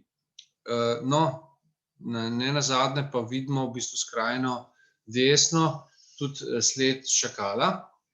Zdaj, šakal je v bistvu ni avtohtona, bom rekel, zver pri nas, izvira iz Azije. Mogoče za razliko nadaljavo, kako ocenimo, kaj je lisica in kaj je šakal, oziroma kaj je volk in kaj je šakal, boste videli, da se ga na hitrco lahko, bom rekel, zamenja tudi z volkom ali pa z lisico, ampak, če boste pozorni, boste videli, da ima rep do prvega skočnega sklepa na zadnjih nogah dolg. Torej, lisica ga ima do tav, volk tudi kar precej dolgega, a ne? Pri šakalu je pa rep, kot smo rekli, do prvega skočnega sklepa zadnjih nog dolg. Pa veliko bolj koščen obraz, ima tako bolj kojotski izgleda šakal, manjši je tudi, če ga v vidimo, zdaj na sliki pač ni primerljivo, ker pač slika je, kakršna je. Tako. In običajno tudi bolj, kako bi temu rekla, grintav izgleda, no. Tudi nižje rasti so, a ne? Ja. V bistvu je šakal vrsta po velikosti med lisico in med volkom, ne. In običajno tudi nimajo nekih prekrivajočih,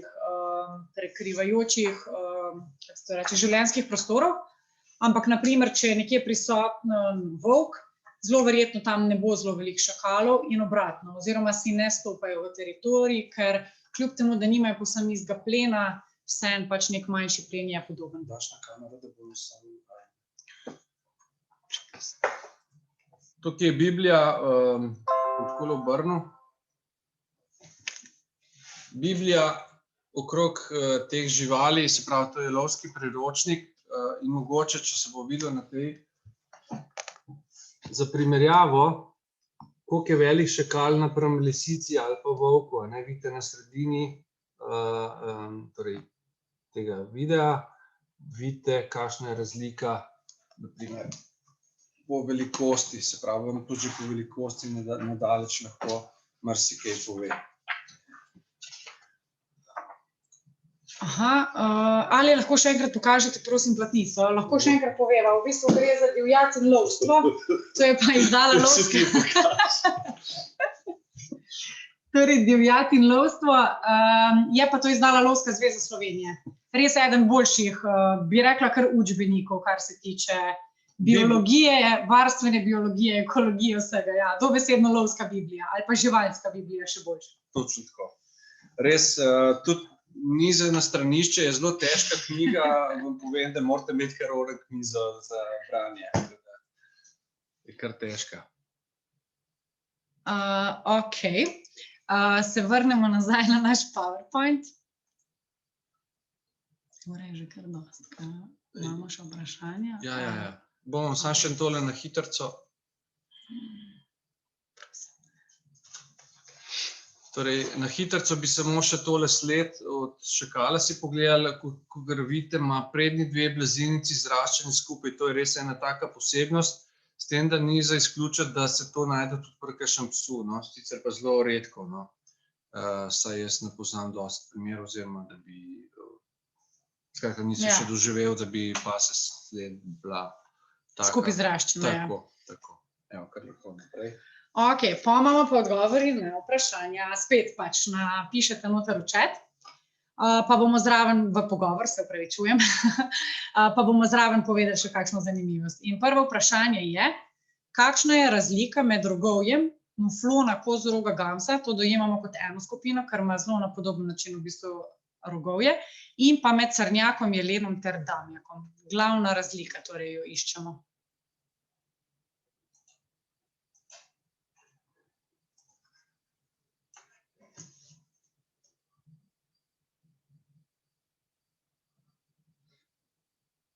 Ja, seveda po velikosti, definitivno. Poraščenost, ja, bomo potem kasneje, ko bomo mačkaj še, ko se boste razpisali, vam bomo povedali vse skrivnosti. Polno in prazno rogovje je tudi ena od stvari, ja? Oblika, absolutno.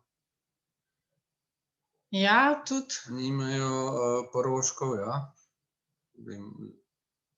Ok, samo en rog pa rogovje se razrašča. Še kakšno mogoče o materialu ali pa o enim odpadejo, drugim ne. Super, to iščemo, ja. Mogoče katerim odpadejo, pa katerim ne.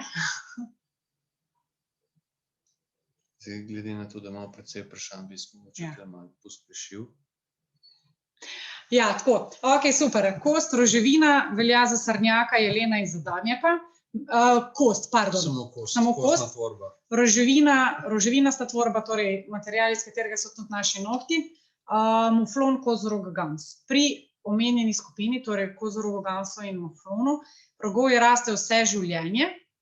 Pri srnjadi in jelenjadi rogovje odpade vsako leto in zraste potem ponovno. In ko ponovno zraste, ker gre torej za kostno tvorbo, ki je čez koža, rogovi so poraščeni in v bistvu čez pomladi ali pa tudi zdajle v tem zimskem času, malo je odvisno na katerem delu, vidimo srnjaka, ali pa sploh jelena, ki mu lahko rogovi v bistvu zraste tudi decembra, to je malo odvisno od njegovega paritvenega obdobja, starosti. Tako. Lahko vidimo v bistvu to kožico, ki je poraščena in jo potem v bistvu čez leto izgubi. Naj povem, da je v bistvu ta rog, ki je v koži, noter čist prekrvavljeno, se pravi, tudi potem ta barva rjava je v bistvu posledica te krvi, ki je bila, torej ko kožico očisti, ko mu rogovi do konca zrastejo, se on očisti to kožico, ali srnak, ali muflon, ali jelen, očisti to kožico, dajmo reči dol, si jih v bistvu obeli, kakor rečemo, in seveda ta rjava barva je pa neko posledica te krvi, ki je bila noter v samem rogu. Tako. Pa tudi sledi žil, pa tega se vidi na podlagi teh, kako se reče.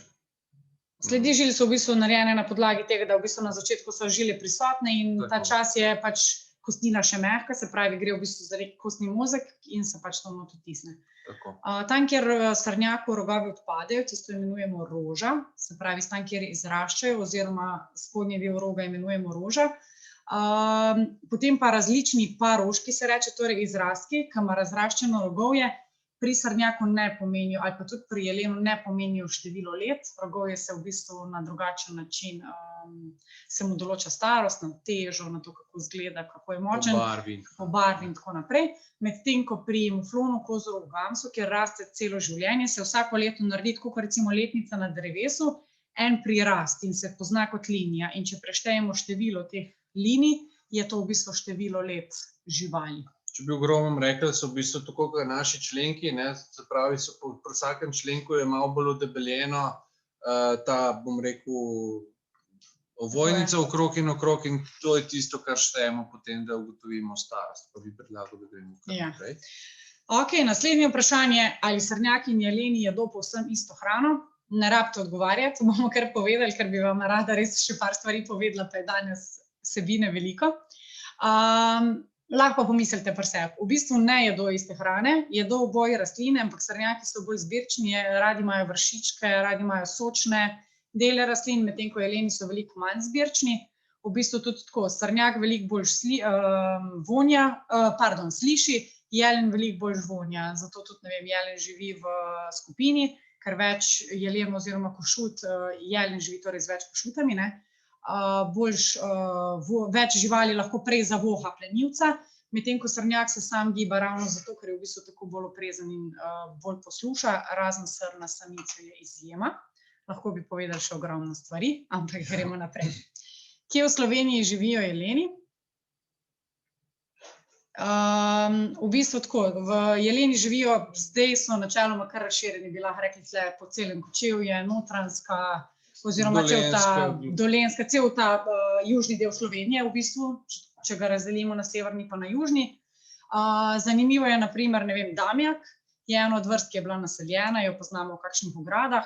V naravi ga pa na primer lahko najdemo v Sevnici, Tržišču, Rateče, ta del pa gor Velenje so bili v bistvu naseljeni, oziroma so s kakšne ograde kdaj pobegnili. Ja, to ni avtohtona spet sorta, ampak so v bistvu spet iz Azije izvirajo Damjaki, kot zanimivost. V plečni višini so nekje visoki, v primerjavi z jeleno so seveda ful nižji, so nekje do 1 metra dosežejo, lahko tudi kaj več, no, odvisno. Ampak jelen pa že recimo, ne vem, 1,20 m, 1,30 m, odvisno, lahko tudi več, kot sem rekel. Tako, potem, katere mačke živijo v Sloveniji, smo že rekli, da sta to ris in divja mačka. Zanimivo je mogoče to, da divjih mačk je precej, ampak spet, ker živijo skrito ljudem, mislimo, da jih je zelo malo, drugače pa ocenjujejo, da jih je kar verjetno vsaj 10 000, oziroma te podatki se spet zelo razlikujejo, odvisno kam boste šli pogledati. Mogoče ena zanimiva, vse mačke nasploh po svetu so samotarske živali, razen ene same vrste. O kateri vrsti govorim, lahko napišete kar odgovor. Ni prisotna v Sloveniji, definitivno ne. Kaj je problem risa v Sloveniji, to bomo malo kasneje povedali, na kakšen način, ali pa bomo kar tle. Lahko. Se pravi, kar se tiče risa, problem risa v Sloveniji je v bistvu parjenje, to ste lahko tudi v zadnjih letih videli, ker se zelo veliko, mislim, trenutno ukvarja s tem, trenutno je Slovenija tudi znotraj tega projekta za naselitev risov dobila kar precej denarja, kjer se sodeluje v bistvu z Hrvaško tudi, kjer pa risov imajo več. Gre za to, da tudi spremljajo, risi seveda ne poznajo meja, tako da grejo zelo veliko se gibajo naokoli tega risa, goruja, lahko zelo dobro spremljate. Tudi če na Facebooku, če napišete velike zveri oziroma velike in divje zveri, je to en profil, kjer se konstantno, ne vem, zdaj je bil glih pred kratkim posnet v Kočevskem gozdu, je zelo aktiven, tudi sumijo, da si je našel tle samica in se bo lahko uspešno paril. Namreč največji problem risa je parjenje v sorodstvu in zato v bistvu populacija tone v začaran krog tega, da se parijo med seboj in na ta način izumirajo, ker kot veste, v bistvu z istim genetskim materialom pač vrsta v naravi ne more preživeti. Ker pač, če prihaja do tega sokrvja, gre za več bolezni, sploh ni preživelosti, lahko se sploh mladiči ne povržejo in podobno. Če bo uspešna naselitev risa, je pa tudi veliko vprašanje, ravno zaradi velikosti teritorija, zaradi tega, ker v bistvu s pregradami, s cestami, tako kakor za medveda in za volka, v bistvu manjšamo habitate in življenjski prostor teh živali. Kdo vse spada med plenilce? Omenili smo že mačke, torej vse pse, kune, jazbec je tudi plenilec. Zveri v bistvu. Skratka, v bistvu vse zveri. Kaj pomeni beseda plenilec, za kakšen odnos gre, torej gre za predatorstvo ali plenilstvo. Gre za to, da so običajno plenilci nekje na vrhu ali pri vrhu prehranjevalne verige, torej plenilci v večini primerov nimajo nekega posebnega sovražnika, razen takrat, ko govorimo o mladičih. Preživelost recimo volčjih mladičev je približno 50%. Potem, ali živi še kaj tudi v Sloveniji? Ja, živi, v zadnjih letih se v bistvu zelo veliko govori o vrsti, tako z vidika upravljanja, kot z vidika, ki je prisotna. Trenutno vemo, da je stalno prisotna v Bevkah oziroma v okolici, širši okolici Ljubljane, Ljubljansko barje. Zelo veliko se je v bistvu dol Bela krajina v zadnjem času razširil in Notranjska iz Hrvaške in pa tudi Prekmurje opažajo posamezne primerke, ni pa tam zabeleženih, vsaj, mislim, kakor vam jaz podatke, še nekih stalnih družin. Volk v naravi praktično nima svojega sovražnika, z izjemo človeka. To velja praktično skoraj za vse zveri, kot smo prej rekli. Kako na to, da se potem ne namnoži prekomerno? V bistvu gre za to, da vse populacije v naravi se v bistvu lahko same med sabo regulirajo. Ne namnoži se spet ravno zaradi velikega upada v času, ko so volki še mladiči. Ena stvar je tudi v bistvu nek povoz, ki lahko vpliva na njihovo populacijo. In pa tako je, če bi se volk namnožil, bi mu zmanjkalo hrane, ne? vsaka zver je naseljena ravno toliko, koliko je nosilnost okolja. Se pravi, če imamo nekje 10 srn, je nesmiselno, da imamo še 10 volkov, ker bojo pač pomrli oziroma poginili od tega, ker se ne bojo imeli s čim prehranjevati, ne. Tako da v bistvu vse je povezano v naravi in na tak način se uravnavajo vse populacije, lisice, miši, pač karkoli imamo. In to bo to, zdaj to smo šli res na hitro čez. Odgovor je pa pravilen. Torej, vrsta mačke, ki živi v haremu, je lev, ki živi s svojimi levinjami. O risu smo zdaj že kar nekaj povedali, mogoče lahko povemo to, da ja, trenutno ta naselitev šteje za uspešno, ris je leta 1973 izumrl v Sloveniji, pa se potem je bil pač izumrl, postreljen, odstranjen iz okolja in se je leta 1973 nazaj naselil. Od takrat se populacija v bistvu ves čas bori za svoj obstoj in preživetje. Več ne bi na tem mestu zgodilo. Ja, v naravnem okolju ga zlepa ne boste videli, če niste gozdar, pa še gozdarji ki so celo življenje v gozdu, so imeli redko priložnost, da ga vidijo, no, res. Tako je. To je kot duh, no. Tako, pa sem še par zanimivosti o volku in gremo še na medveda. Upava, da si lahko danes vzamete kakšno minutko več. Ja, lepo prosim. No, bomo pa v roku 15 minut zagotovo zaključili. Ja, definitivno. Jaz to pa da nimate kakšnih obveznosti hujših. Se oproščam, da je to tako, kakor je, ampak vidite, da je res ogromno ene vsebine, ki je nemogoče v kratkem času predati, oziroma si tudi zapomniti cele. Ok, se pravi volk. Volk je zanimiva vrsta napram risu, potem, da je ris samotarska žival, ki tudi sam lovi iz zasede in z napadom, zato potrebuje ostre kremplje, ker gre v bistvu za to, da ob napadu, na primer, ždi na veji, vse mačke, tudi tiste zelo velike, ki se nam zdi skoraj nemogoče, rade se skrivajo v krošnje dreves, ker tako najlažje opazujejo plen in v bistvu skočijo iz drevesa in zagrabijo za vrat s kremplji, v bistvu za vratno žilo. In to deluje res tako precizno, da lahko tudi ris, ker ris ni tako zelo velika žival, eno konkretno košuto v bistvu ubije z enim samim ugrizom in drži toliko časa, dokler košuta v bistvu ne obnemore pod njegovimi kremplji. Medtem ko volk je žival strategije, žival hierarhije, zelo stroge, v bistvu volčji trop normalno povprečno sestavlja nekje od 8 do 12 volkov. Zdaj, če govorimo o Yellowstonu, pač tam po naselitvi tudi po 24 volkov v enem tropu, ampak to so res izjemni in ekstremni primeri. Sicer pa ponavadi trop sestavljata alfa samec in samica. In potem je v bistvu velja zelo stroga hierarhija, so torej mladiči prve generacije in najmlajši. Mogoče kot ena zelo zanimivost je to, oni torej lovijo skupinsko. Gre za sistem tuljenja, sporočanja z raznim urinom, premikanjem, kdo gre v katero smer, vedno je alfa samec tisti, ki pač se mora prva nahraniti in alfa samica prva jesta. Zanimivo je tudi mogoče to, da ne vem, mladiči, pač človek ravna tako, da bo vedno poskrbel za svojega dojenčka, za otroka, pač ker ga dojemamo kot nebogljeno bitje, ki potrebuje varnost, pomoč strani odrasle osebe. V živalskem svetu temu ni tako, ne. Je sistem letala, najprej poskrbi zase, da boš lahko poskrbel za ostale. In v bistvu, če pride do nekega resnega, ne vem, tudi recimo, če človek pride v volčji brlog in da je tam, ne vem, možnost, mislim, da pride do mladičev, da so recimo starejši volkovi zunaj, bo volkulja stekla in mogoče bo rešila tistega najmočnejšega in tudi hranil se bo praviloma tisti, ki je močnejši, ne tisti, ki je šibkejši, ker gre za preživetje. In v bistvu v živalskem svetu je pomembno, da preživi reproduktivni potencial. Se pravi, tisti, ki bo večja možnost, da bo tudi, ko bo samostojen preživel, v tistega je potrebno vlagati. To je nekako logika tega. Tako mogoče. To je smiselno. Ja, kar je tudi v bistvu smiselno z vidika preživetja, ne. Zdaj v volku bi lahko še zelo veliko stvari povedali. V Sloveniji v bistvu je kar nekaj stalno prisotnih tropov. Priznam, da 15. bi zdajle na pamet rekla, koliko je dejansko stalno prisotnih. Je pa recimo 15. stalno prisoten trop v Naslavniku, Kočevju, potem dol imamo ta Naslavnik, Severna Primorska, tako. Zdaj v zadnjem letu se je v bistvu začel volk pomikati tudi na Gorenjsko.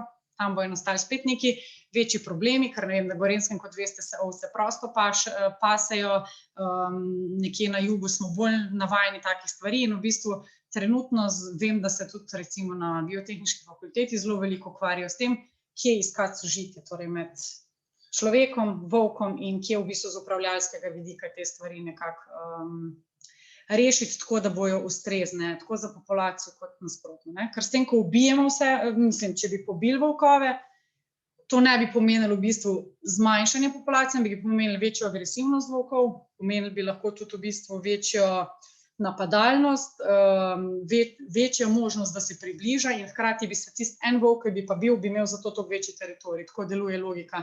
Če bi v Ameriki pogledali vse volčje trope, bi videli, da se noben volčji trop nikoli ne, recimo, če je to življenjski prostor enega pa to drugega, se nikoli ne bo pokrival, ker se oni med seboj pobijajo. Vedno bo šlo tako.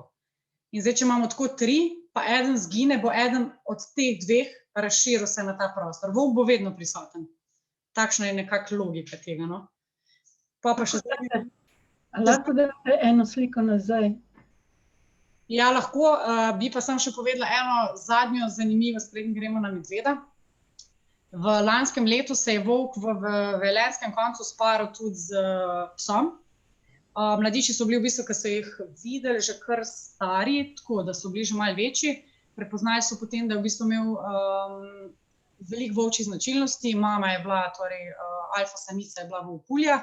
Mladiči so bili pa povsem črni sicer in se je že takoj odredil odstrel, zato ker si ne želimo v bistvu križanja vrst in ker v bistvu obstajajo špekulacije, da v primeru, da bi prišlo do takih križanj, bi lahko v bistvu ta volk / pes, torej mladič, križanc, imel zelo neka agresivna vedenja na eni strani, na drugi se pa verjetno ne bi bal človeka in ta kombinacija bi pa lahko v bistvu na eni strani pač je križanje slabo, ker s tem izgubljamo vrsto, na drugi strani pa, če gledamo iz človeškega vidika, zagotovo lahko pomeni večjo mero nekih napadov in nesoglasij pač, torej med človeško vrsto in med volkom.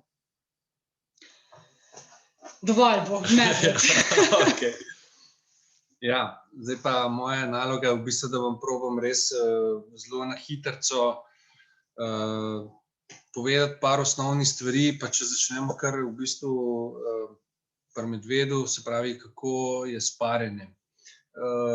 Medvedka se pari nekje spomladi, v poletnih mesecih, se pravi v začetku poletja, in sicer lahko tudi z večjimi samci naenkrat, oziroma ne naenkrat, torej jih ima lahko v tej parni sezoni, torej sezoni parjenja več, in sicer pa zato, ker v bistvu, recimo, gledali smo telemetrijske podatke teh medvedov v Sloveniji, ki imajo torej te vratnice za vratom, in smo, torej, ko smo delali izpit za vodiče za ogled medvedov v naravnem okolju, nam je gospod Krofl, Miha, doktor Krofl povedal naslednje, se pravi, pokazal naslednje, bom rekel, rezultate. Torej neka medvedka Mojca, če se zdaj na pamet spomnim, je na nanosu, ima svoj brlog in v bistvu najprej k njej pride en kaco oziroma en majster, ki je v bistvu edini v Triglavskem narodnem parku živi. Tukaj mogoče vzporedno povem tudi to, da je tudi to ozemlje teh medvedov odvisno od tega, koliko je hrane, ne. Torej, če je premalo hrane, vemo, da v Triglavskem narodnem parku ni nekaj, torej ogromno hrane za več medvedov, tako da seveda tam lahko živi samo eden. Skratka, če se vrnem do te Mojce, najprej pride ta samec iz Triglavskega narodnega parka, za en teden k njej se imata lepo, se ljubčkata in vse skupaj, en teden pri njej in potem gre ta medved naprej do druge samice. Do te Mojce pa pride do drugi medved, je spet en teden z njo in tako naprej, skratka jih lahko zamenja na sezono tudi ene 5-6. In zakaj to medvedka naredi? Medvedka to naredi zaradi tega, ker v bistvu naslednje leto, ko bo imela mladiče in bo srečala tega samca, torej ta samec ne bo prepoznal svojih mladičev, oziroma ker je to vzporedno povem, da ima lahko ta torej samica tudi več, torej mladiče od večjih očetov. Torej ni nujno, da so vsi z enega, torej vsi so z enega legla, ampak so različnih očetov, kot sem rekel. Skratka, to medvedka naredi zato, da zaščiti svoje mladiče. Torej, če bi medved, ko torej naslednje leto pride na paritev in ima tam medvedka mladiče, jih seveda odžene, če ve, da se je z njo paril prejšnje leto in bo na ta način mladiče pustil živeti. Če pa se ta medved prejšnje leto ni paral s to medvedko, jih bo pa pobil. Upam, da je bilo to dosti razumljivo, no? Da ste razumeli, kaj sem hotel povedati. Potem, ko se medvedi skotijo, so velikosti tam nekje, kaj jim polh. Pol kilce. Ja, nekje od 300 do 500 gramov, nekaj tazga, pol kile, so slepi, goli. Naj povem, da medvedka seveda v tem času, ko je v brlogu, seveda tudi odvisno od letine sproži, koliko mladičev bo imela, skratka, to je malo bolj kompleksno. Hočem povedati to, da ko so rojeni ti medvedi, medvedka ne izloča ničesar, ne blata, ne urine, ampak samo mleko. To mleko en mesec v bistvu črpa iz svoje zaloge tolšče in s tem hrani svoje mladiče. In šele nekje 1. aprila v bistvu ponovadi zapustijo brlog. Se pravi, po 1. aprilu je nekako tudi bolj varno se okrog brlogov sprehajati, če že kaj pohajate okrog. Zdaj pa nekaj mogoče zelo pomembnega. Torej, medved je po drugi svetovni vojni do danes v Sloveniji bil 3 oziroma 4 ljudi, to sem že povedal. Divji prašič pa to, se pravi, medved ni noben neki bav. Je res, da je bilo ogromno napadov, ampak ti napadi so bili v glavnem zaradi spuščenih psov. Torej, vi, ko greste v gozd s psom, se me noben ne vidi, spustite cucka, cucek bo šel okrog, bo zavohal medvedko, ker zelo smrdi, pa seveda tudi bolj švoha od nas in tako naprej, skratka, in bo naletel na medvedko z mladiči. Ta medvedka se bo seveda zapodila za tem psom, kam bo prišel pa pes, verjetno k vam med noge in potem po vas. To je en vidik, zakaj ni pametno imeti spuščenega psa na območju medveda. Druga stvar, ko prihajamo v gost, je zelo pametno, da opozorimo na sebe. Torej, da prihajamo v gost, torej njihovo dnevno sobo, jaz rečem, po kmečko čist. Torej, to je enako, kakor če bi jaz prišel k vam ob eni neprimerni uri v vašo spalnico, brez da sem potrkal na vrata, bi verjetno me kar debel pogledal, kaj je z mano narobe. Smo lahko največji prijatelji. Torej, tukaj morate razumeti, da gre za to, da prihajamo mi v njihov dom in ne obratno, no, skratka. Naj povem tudi to, da so naredili 300 preizkusov, ko so človeka poslali direktno na medveda, se pravi na medveda, ki je imel telemetrijsko ovratnico, so poslali študente 300-krat, torej ta študent je imel ovratnico v roki, oni so videli na ekranu, kje je medved, kje je študent in so po radio vezi sporočali študentom naravnost, desno, levo, kakorkoli, kam naj gre. Skratka, 300-krat so ga poslali direktno na medveda ves čas. Kaj so ugotovili? Torej, v 300 primerih ni bilo niti enega napada medveda na tega študenta ali pa študente. Mislim, da so ga videli manj kot 10-krat, na pamet govorim, ne me za besedo držati, ampak vem, da je bilo manj kot 10-krat, ne spomnim se kolikrat. In pa medved se je ves čas odmikal od tega študenta med 50 in 70 metri. Ves čas je držal distanco. Zakaj? Zato, ker bolj švoha, malo bolj sliši, bolj slabo vidi sicer, ampak kot veste, daljši nos, ko je bolj žival voha, seveda tudi odvisno od vetra in tako naprej. Glede na to, da imamo še eno stvar, jaz mislim, da vam bom več o medvedu lahko povedal še na sami delavnici. Prosim, da postavite kakršnokoli vprašanje v zvezi s tem. Žal mi je, da je čas omejen, tako. Se pravi, to na sami delavnici bo gotovo več povedala. Mogoče bi še tisto... Ja. dala. Tako, medva so v bistvu res vesela, da smo se ob vseh teh torkih zbrali in v bistvu, da smo bili ves čas prisotni vsi. Bova odgovorila še na kakšno vprašanje, ki prileti. In v bistvu bi si želela od vas, tudi sva vas tudi sproti malo spraševala, eno povratno informacijo. Zato sva v bistvu tudi pripravila eno tako čist kratko evalvacijo, pa bi bila zelo vesela, če bi si v bistvu kar zdaj vzeli čas za to, da to rešimo in je to končano. Da to rešimo. Bova prilepila v chat in ta čas, ko boste tudi reševali, pa vidim, da je prišlo še eno vprašanje, tako da bova odgovorila še na to. Evo, je noter, tako da samo kliknete na povezavo, izpolnite, ni dolgo, je kratko.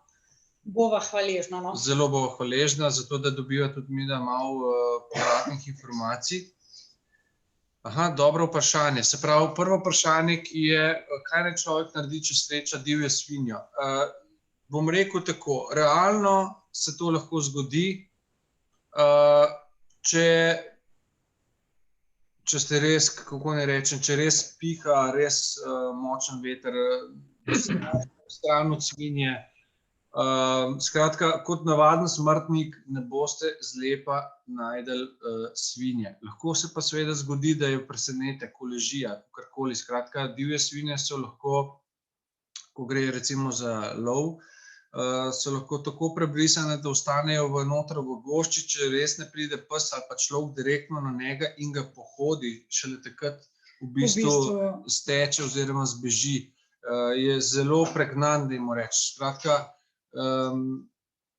če imate možnost, če se že srečate, se seveda morate povzpeti na neko drevo. Zdaj ne povem, da so, torej same svinje so lahko zelo, zelo agresivne in lahko tudi kar počakajo pod drevesom, torej ne bojo vas kar pustile. Ampak takih primerov je izredno, izredno malo, oziroma jih jaz v Sloveniji ne poznam. Seveda morate kot prvo tudi na tako področje, kjer živijo te svinje, se pravi, zdaj, če vas bojo one dobile v nos ali pa vas slišale, bojo že nadaleč, se pravi, kot navaden smrtnik zelo, zelo težko, tudi kot lovci imamo, bom rekel, ali pa imajo težave jih ujeti, ker so izredno, izredno inteligentne živali, za mene ene izmed najbolj. Skratka, če je možno, se absolutno pred svinjo rešite tako, da se povzpnete ali na drevo ali pač greste gor. Zdaj, če imate pri sebi kakšno sulico ali pa kaj takega, jaz tega načeloma nekaj ne propagiram, da bi zdaj nekaj hodili okrog, seveda pa mogoče kakšen daljši nož pa na palcu navezan ali pa kaj takega, skratka, samo to je boljše, da imate kakšen solzivec ali pa kaj takega, bom rekel, če pride res do nekih bližjih srečanj. Zdaj, mogoče bi se navezal še na medveda, ki je v bistvu podobno vprašanje, kaj naredimo, če srečamo medveda. Zdaj je več scenarijev. Eden je ta, da lahko, torej mi medveda vidimo, pa on nas ne vidi.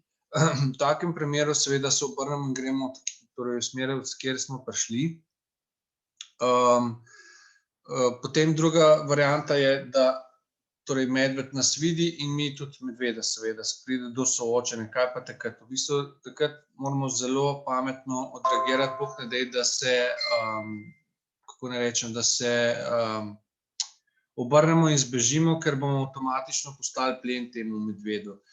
Torej, fajn je, da se postavimo bočno na medveda, da ne izgledamo, bom rekel, kot neka pretnja. Se pravi, smo že manjša pretnja, če smo bočno, gledamo proti njemu, ne pa v oči, torej ga imamo s kotičkom očesa, torej ves čas pod nadzorom in se počasi z mirnim pregovarjanjem, pač vse bo v redu, Medo, ni nič hudega, jaz sem prišel samo po gobe ali pa po borovnice, skratka, bolano se sliši, kar vam govorim, ampak drugače jaz ne poznam.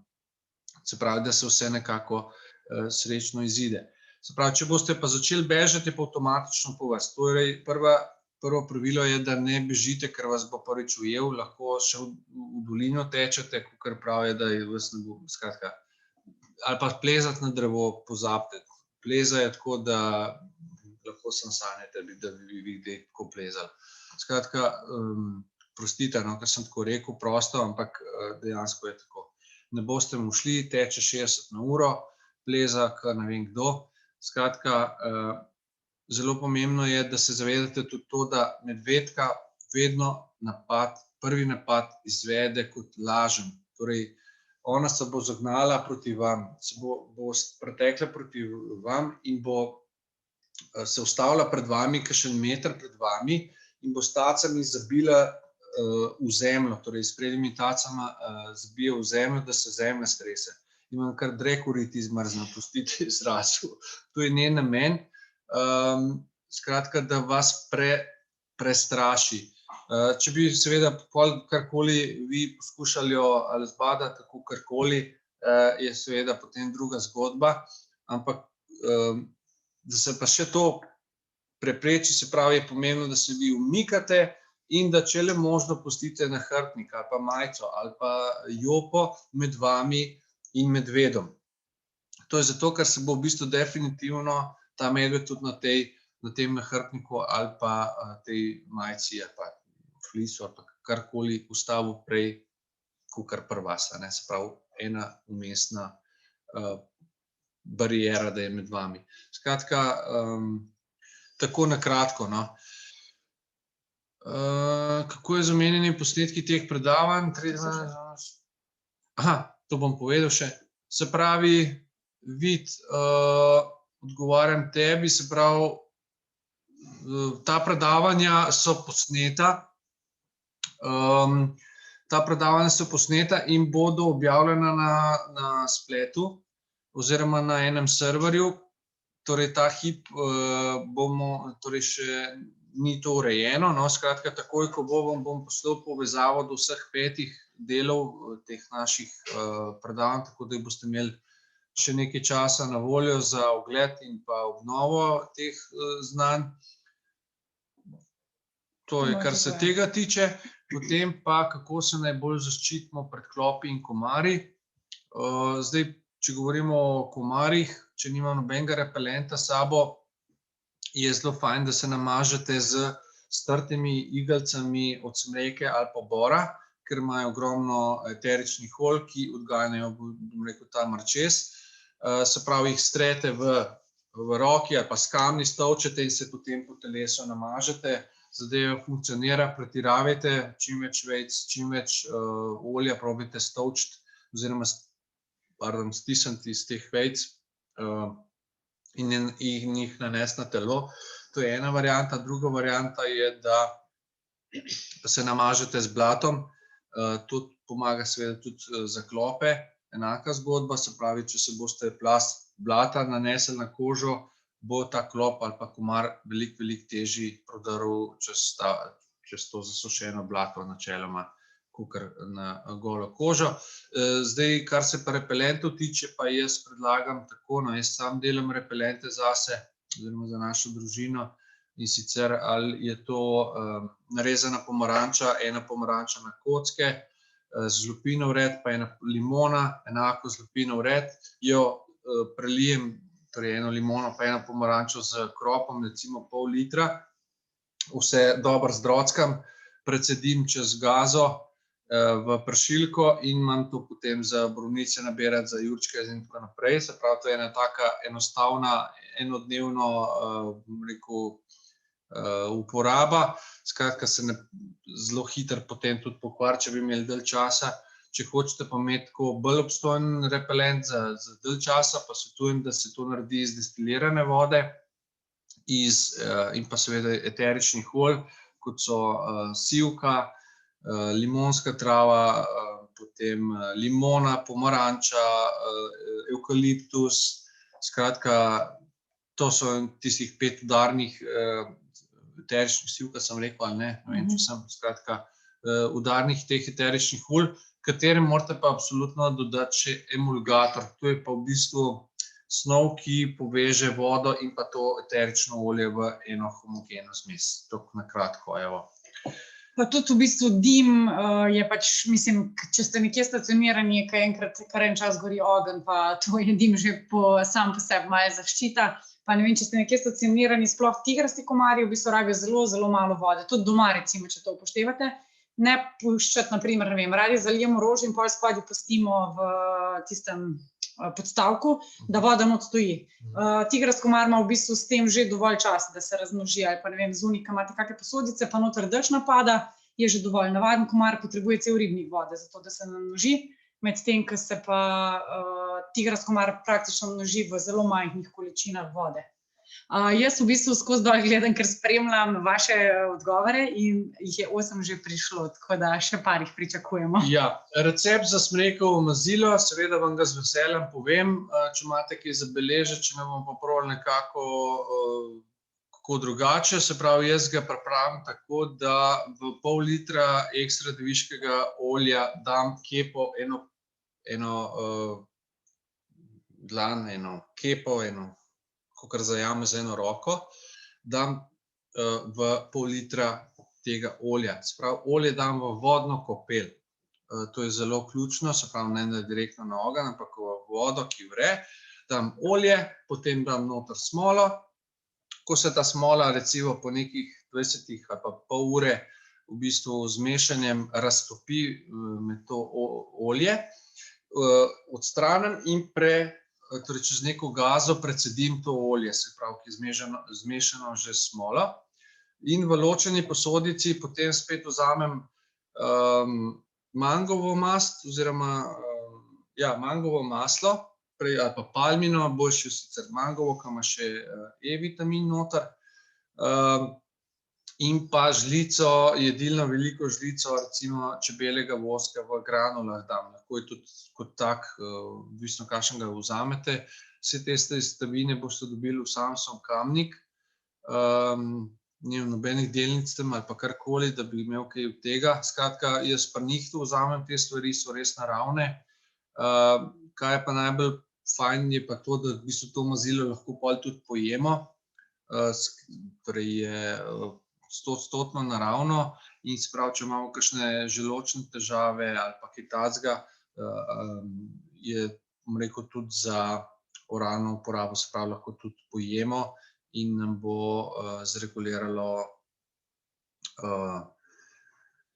prebavo, recimo, če imamo s tem težave. Drugače pa smrekovo mazilo na splošno znano za rane, za zlato žilo, za glivice na nohtih. Sicer je ta procedura potem traja mesece in mesece lahko, torej govorim o glivicah, pri zlati žili verjetno tudi nekaj časa, ampak lahko rečem, da zanesljivo pomaga. Naj omenim še to, da ima smola 52 oziroma lažem 42 mineralov in pa vitaminov, ki so, kako naj rečem, prisotni v smoli in lahko rečem, da je smola, tudi če jo direktno date na rano, smo že rekli, na začetku se spomnim, torej odličen pripomoček za celjenje ran. Torej rane so neprimerno lepše zaceljene, hitreje se zacelijo ali pa mogoče tudi trpotecno vzporedno.